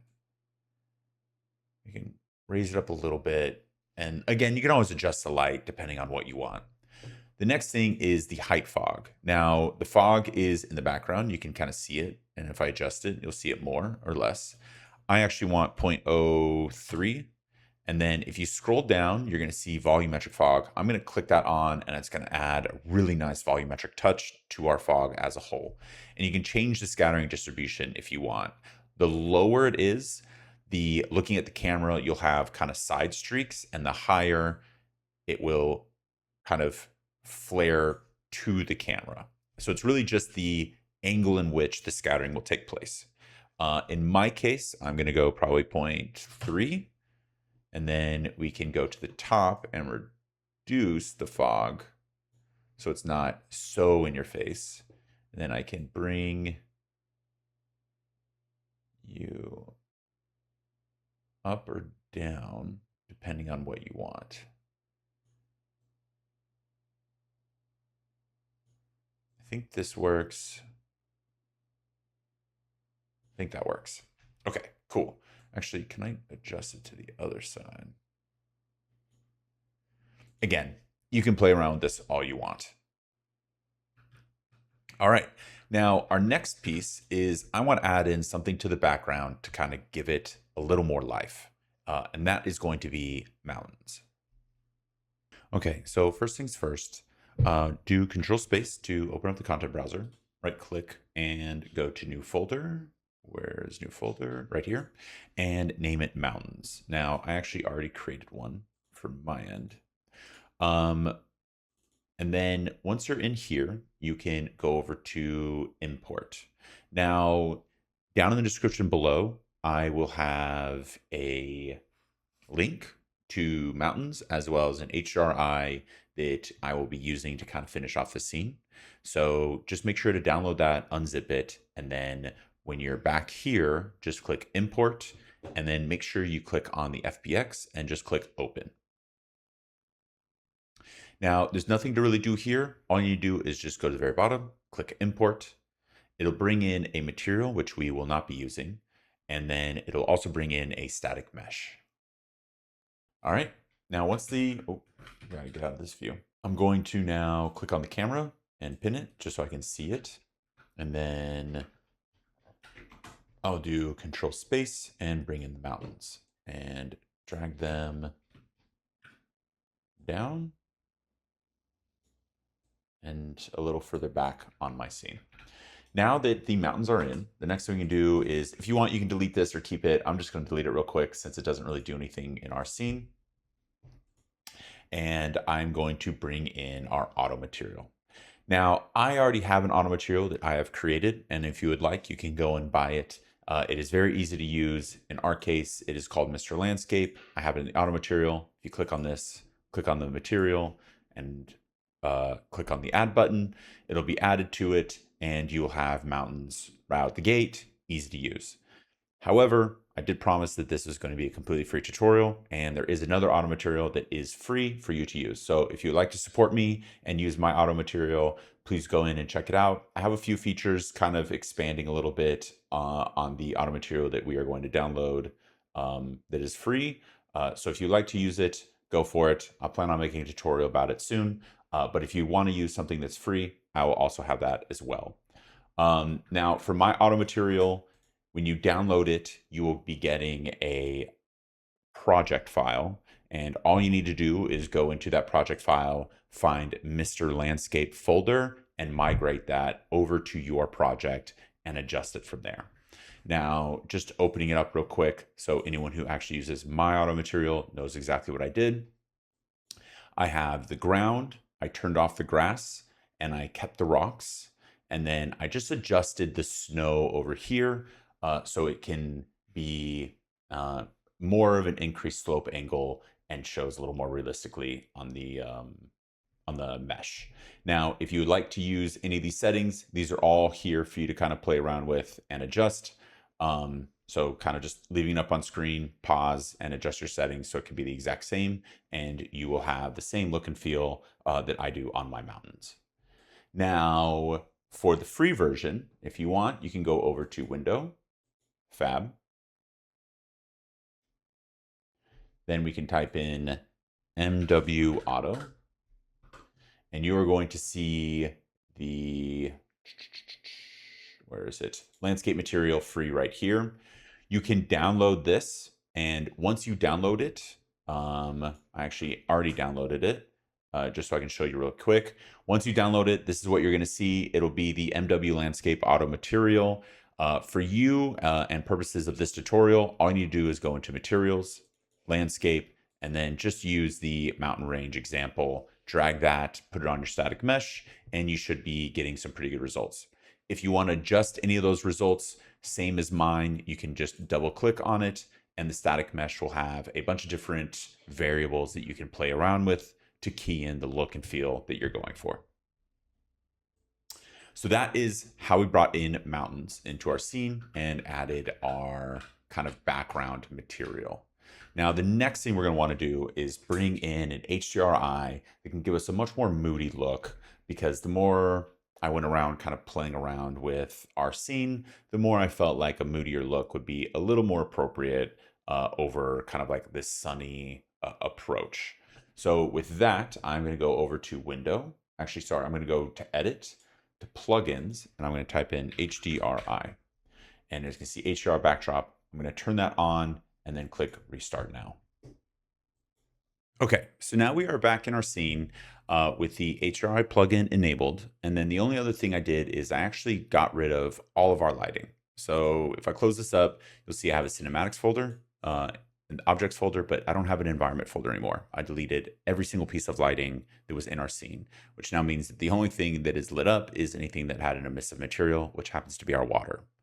Now, the reason I did this is because I kind of want to start from square one and walk you through everything so you know exactly how to set up your lighting, and it's kind of easy as possible to follow. So the first thing I'm going to do is I'm going to bring in our HDRI. So to do that, I'm going to go over here to the box with the plus sign, type in HDRI, and then all you have to do is drag and drop this into your scene. Now, from the get-go, it's going to look a little weird. You see that it has a bottom to it. Basically, what this is a giant dome. So what you want to do is go over here to the right-hand side, go under Size, and make this 5,000.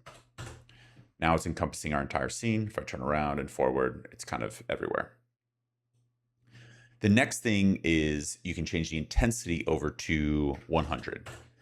Now, if you look up any other lighting tutorials, you'll see some other people doing this. There's a bunch of different reasons why. I think some people say it mimics real light a little more accurately. For me, it just makes all the numbers that you're going to be using going forward a little more realistic. If I kept this at 1 and adjusted exposure for 1, it basically means that when I'm going through it, a lot of the numbers I'm going to have to use are going to be decimals. So like 1.5, 2.5, or like 0.75.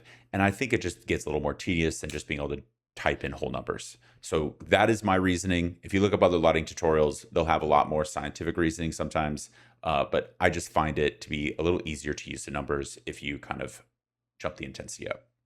So with that, I'm going to change this to 100. It's incredibly bright. And now the next thing we can do is actually bring in the actual HDRI that we want to be using. So to do that, I'm going to do Control Space. I already have an HDRI folder created. You can go through, make a folder, add it wherever you want. Doesn't really matter. But the main part here is over here. You can click Import. And once you click Import, you can find your HDRI. All you do is click on your HDRI, click Open, and it'll pop right into your scene. Now, the next thing you can do is go over here to HDR Backdrop, where you see HDR Backdrop Cube Map. Click on the little arrow, and now all your HDRIs should pop up, including the one you just imported. So click on that one.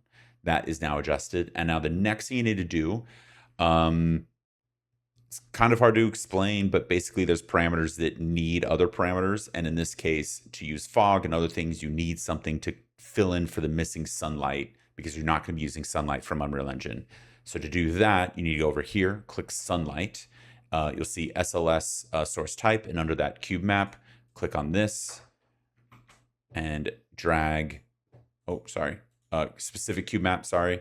And then from there, add in your Cloudy Night HDRI. So now you've added your HDRI in 2 different places. Now, the next thing we need to do is, just like last time, we need to bring in a post-process volume to level out our exposure. So I'm going to go over the box of plus, go over to volumes, and then from volumes, I'm going to go down to post-process volume. Again, just like last time, type in bound and infinite except unbound. So now it's affecting our entire scene. Then we're going to go straight over to exposure so we can get this to look normal. And let's hit 8 and 8. Totally up to you, kind of how you want to adjust this. 5 and 5 might be the better course. I'm going to go 8 and 8. And there you go. Now you have lighting in your scene that is all narrowed out. Now the next thing we can do is add in an actual directional light. So I'm actually going to go over here, create another folder, add in environment folder. So everything's kind of staying organized. I'll drag the post-process volume and our HDR backdrop in there.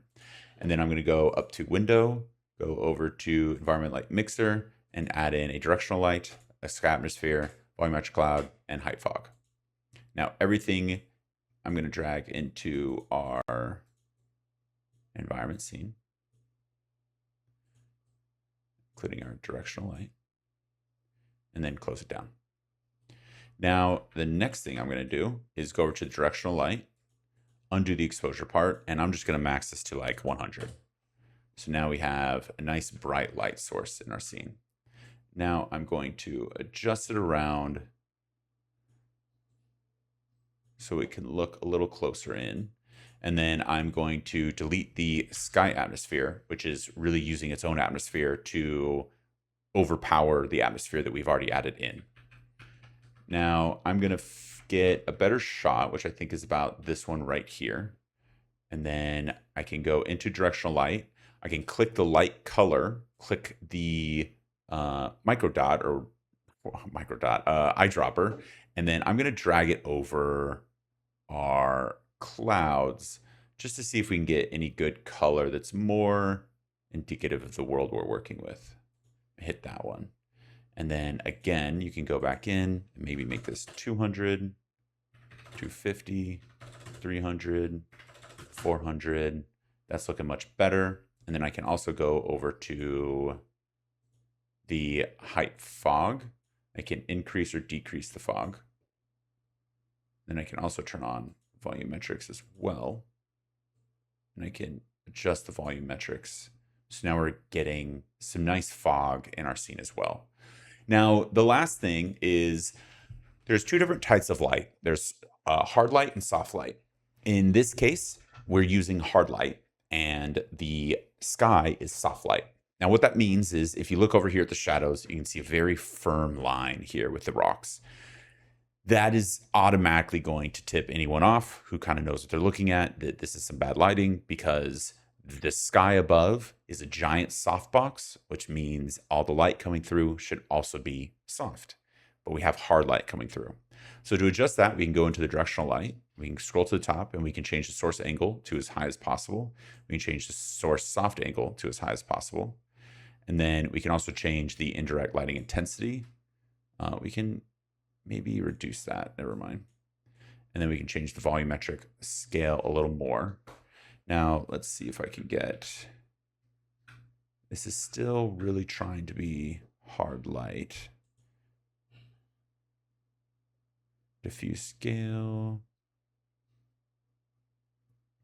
You can see I've got it to fuzz a little bit, but it's still pretty harsh. And I want it to be harsh all the way around. So if I go back up, you can see if I go kind of down how harsh it gets and how soft it gets, but I want it to be much softer. So maybe I can just fudge the numbers and go above the kind of shadow parameters. There we go, to give it a nice soft lighting throughout. And like that, we have now kind of set up our scene with some more realistic lighting. Now, I'm going to close this up. I do want to just run through one thing, which is the post-process volume.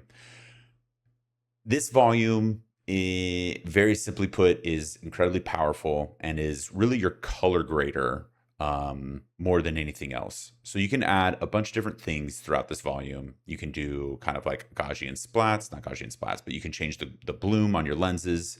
You can change the depth of field. You can change the exposure. And then you can do chromatic aberration if you want, dirt masks on your screen. You can adjust the camera settings here and then add in lens flares. There's a bunch of different things you can do, but one of the main ones is the color grading end. So if there's anything about the scene that doesn't quite fit and you want to make a little more adjustments, you can. So now I'm making wholesale adjustments and making it say more red, or if I want it to be a little more blue, or if I want the tint to go up or down and kind of add like more of a green, an eerie green to it. From here, I can adjust the contrast. So I can increase the contrast or decrease the saturation so it looks a little more dead to it. Maybe maybe I don't like the fact that there's a lot of green in our set. So maybe I can kind of adjust the green to be a lot less. So now the trees can be decreased if I want. Things like that. So I definitely suggest you go through this and kind of play around. There's a bunch of different settings that you can use, and it would take a very long time to go over each setting in here. But the post-process volume is incredibly important when it comes to getting the look and feel that you want, especially when you want to be as close to that look and feel before you actually bring it over to your editing software and kind of do your final color grading. It's always easier to have everything look as good as it possibly can before the end result. So definitely check out that volume. Okay, so now for our last thing, it is really just setting up the sequence and going for export. So I'm going to close all this down, go back to cinematic, click on our level sequence we made earlier, and open it up. Now, I think as I was making this, if I go over to the camera and click play, as I was making this, I had the camera really far back, and you can't really tell what in the world's going on here on the right because it's just kind of like a mesh of rocks and ruins that look the same color as the rocks. So what I'm actually going to do is adjust this camera to be a little closer. So I'm going to click on the camera. You can always right click on it. Assign actor, no. Am I piloting? It doesn't say I'm piloting. Oh, I'm on this camera. That's why. And now I'm piloting. If anyone's curious what's happening, if you click this blue button on the camera cuts, it will show you all the different cuts. Now, within these sequences, and I'll show you later, you can add different cuts within the sequence. So right after this, a new camera or the camera's angle will change, and you can look through almost exactly like an editing software. However, if you click on this camera, on the actual camera you're looking at, it will then help you pilot that camera, and you can move it around now, which was what the issue was before. Okay, so for this, I think I'm going to start low and kind of shoot up like this. And then maybe we can do one closer. Maybe we can do one closer. So I'm just going to have it kind of coming in from here, so we can kind of see what in the world is going on. So let me move it forward and stop here. And then let me go to transform again, click it. So now it's going to start there. Now it's heading backwards because our end spot was behind it. So I'm actually going to just delete all of these. You can close them and just delete the main one to get rid of it. That way I don't have to worry about where my position was in the back. Then I'm going to shoot it like this and pin here. So now our camera is going to go like this. And then you can actually add in another camera cut. So what I want to do is go over here to add. Then I can go to shot track, click on shot track. Now I can actually, can I do it on this one? Looks like I actually can't. I'm going to delete this, sorry.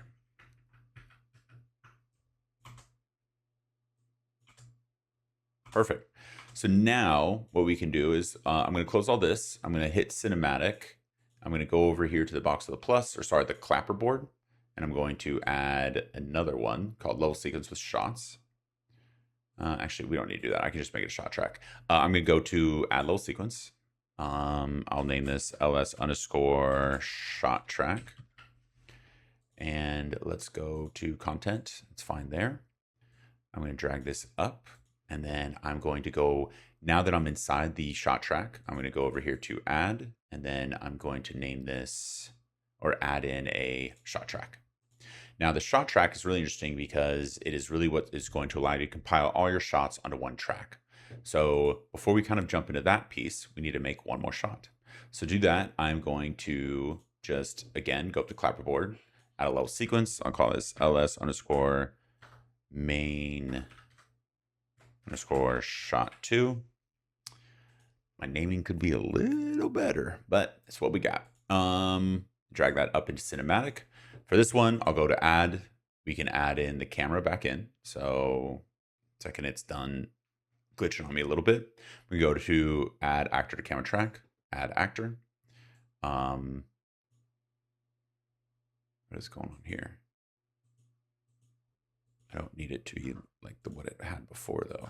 So I'm going to delete all of this. I'm not really sure why I brought that in. Let's see if it does it again.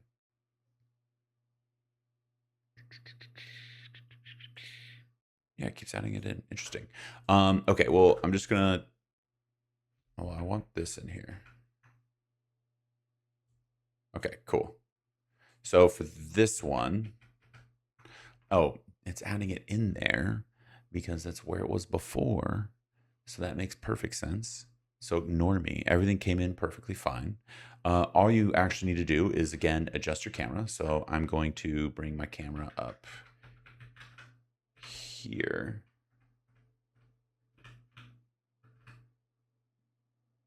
Maybe we can go like right here. I'm going to hit transform, and then maybe we can go a little forward and kind of move over here.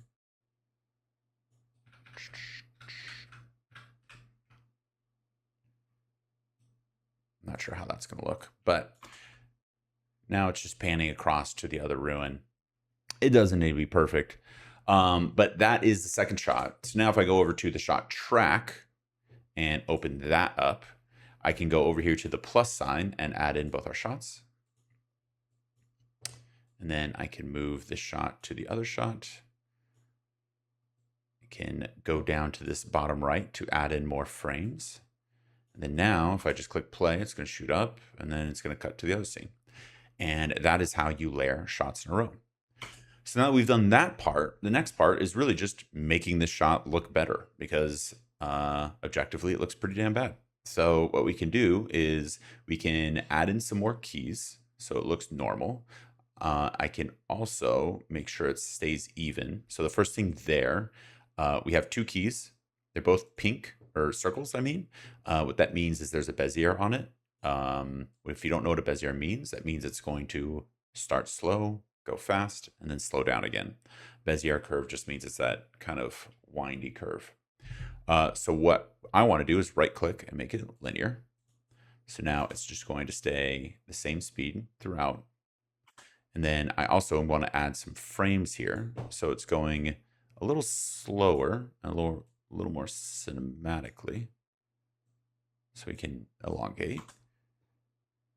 That's looking a little better.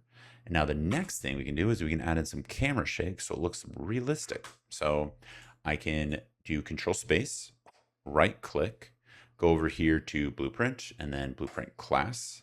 And then from here, I can go down class. I can type in camera shake base and click select. I will name this shake underscore 1 because I might make a second one and open it up. Now, when you open it up, it's going to open up with the actual event graph. You don't need the event graph. You can just go right here, exit it out. And then you can go over here to my blueprint and exit that out as well. And then you just have the details panel, which is all you really need. So now I'm going to go over to root shake pattern. We're going to go with Perlin. If you're not sure what Perlin is, it is a kind of a noise compression, I think. I'm not really sure how to explain it, but it's noise. And then from there, I'm going to go down and just bring out location, rotation, FOV, and timing. Yeah. You're hungry? All right.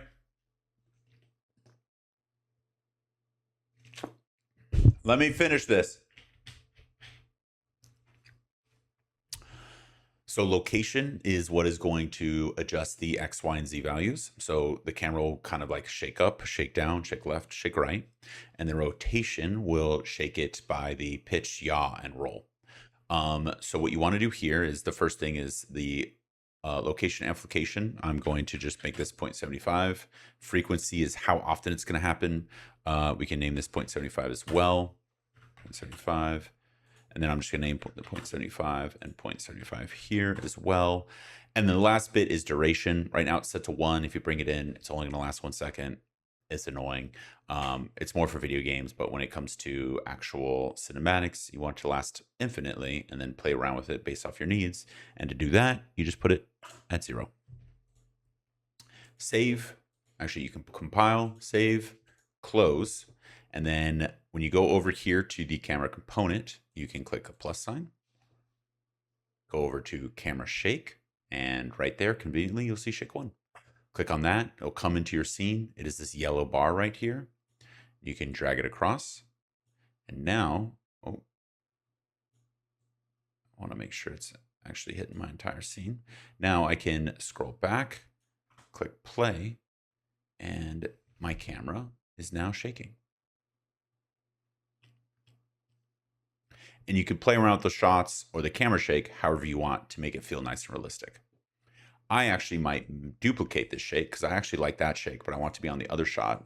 So for shake 2, I will go in and make this maybe 0.5, 0.5, 0.5, and 0.5. So we have one that's a little more reduced.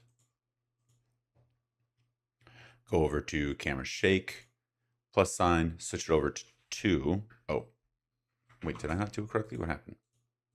Oh, there it is. Bring 2 in. We can get rid of 1. And then this will be 2s. And then I can go over to the second one. Go over to camera shake 1. And then this one is now a little more heavier shake. And again, same thing. I can elongate based off of the frames. Bring this across. I'm going to shoot for 270. So just almost double the time. And then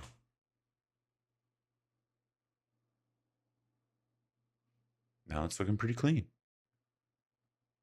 Sweet. Then now if I go back to the shot track, open that up, I can elongate this based off the new times. And again, go to the very bottom to kind of add some more. And then we can look at it like this. And then if I click play, it's showing this scene. And then it'll cut to the next. I don't know why that glitch happens. I wouldn't worry too much about that glitch. You can always cut it out at the end or leave yourself some extra frames if needed. Perfect.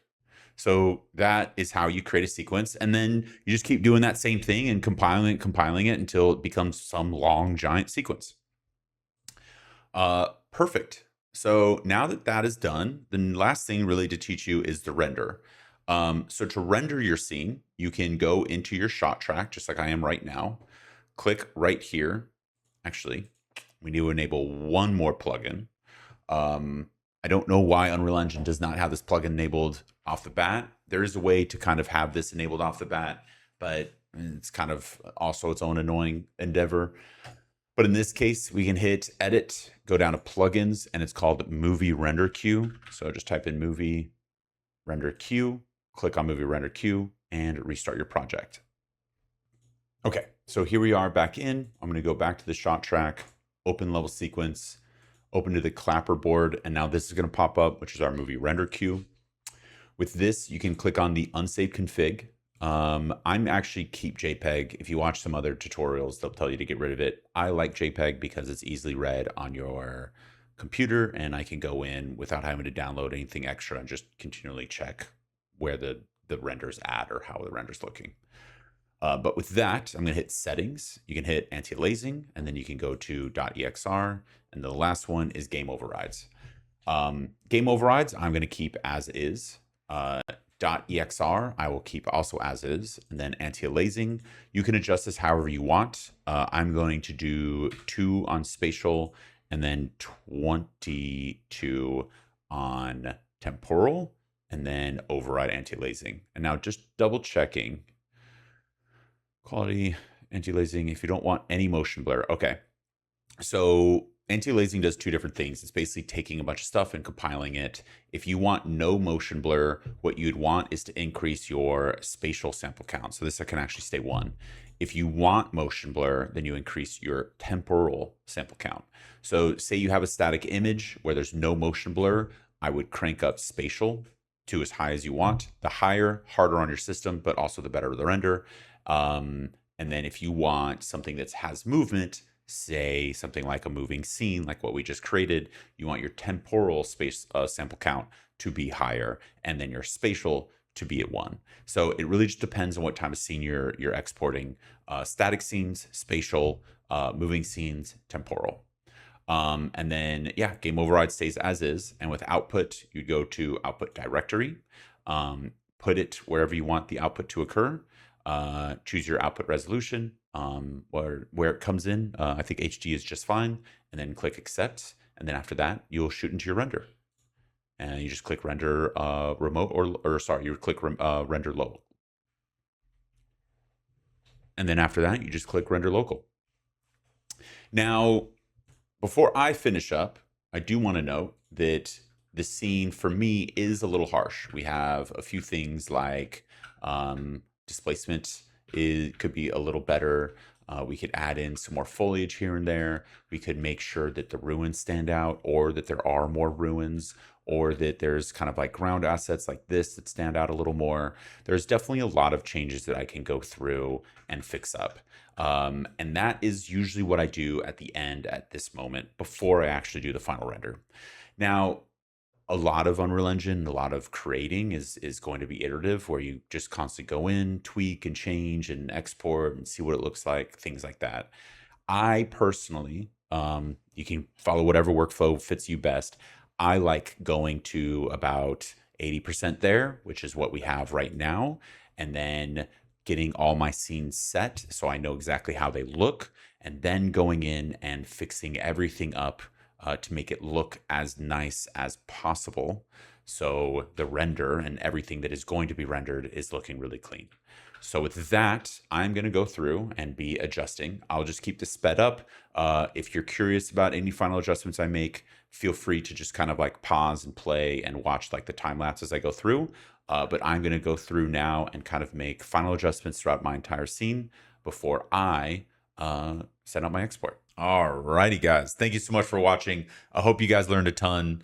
As always, please like and subscribe. And then I will be jumping right into the time lapse after this.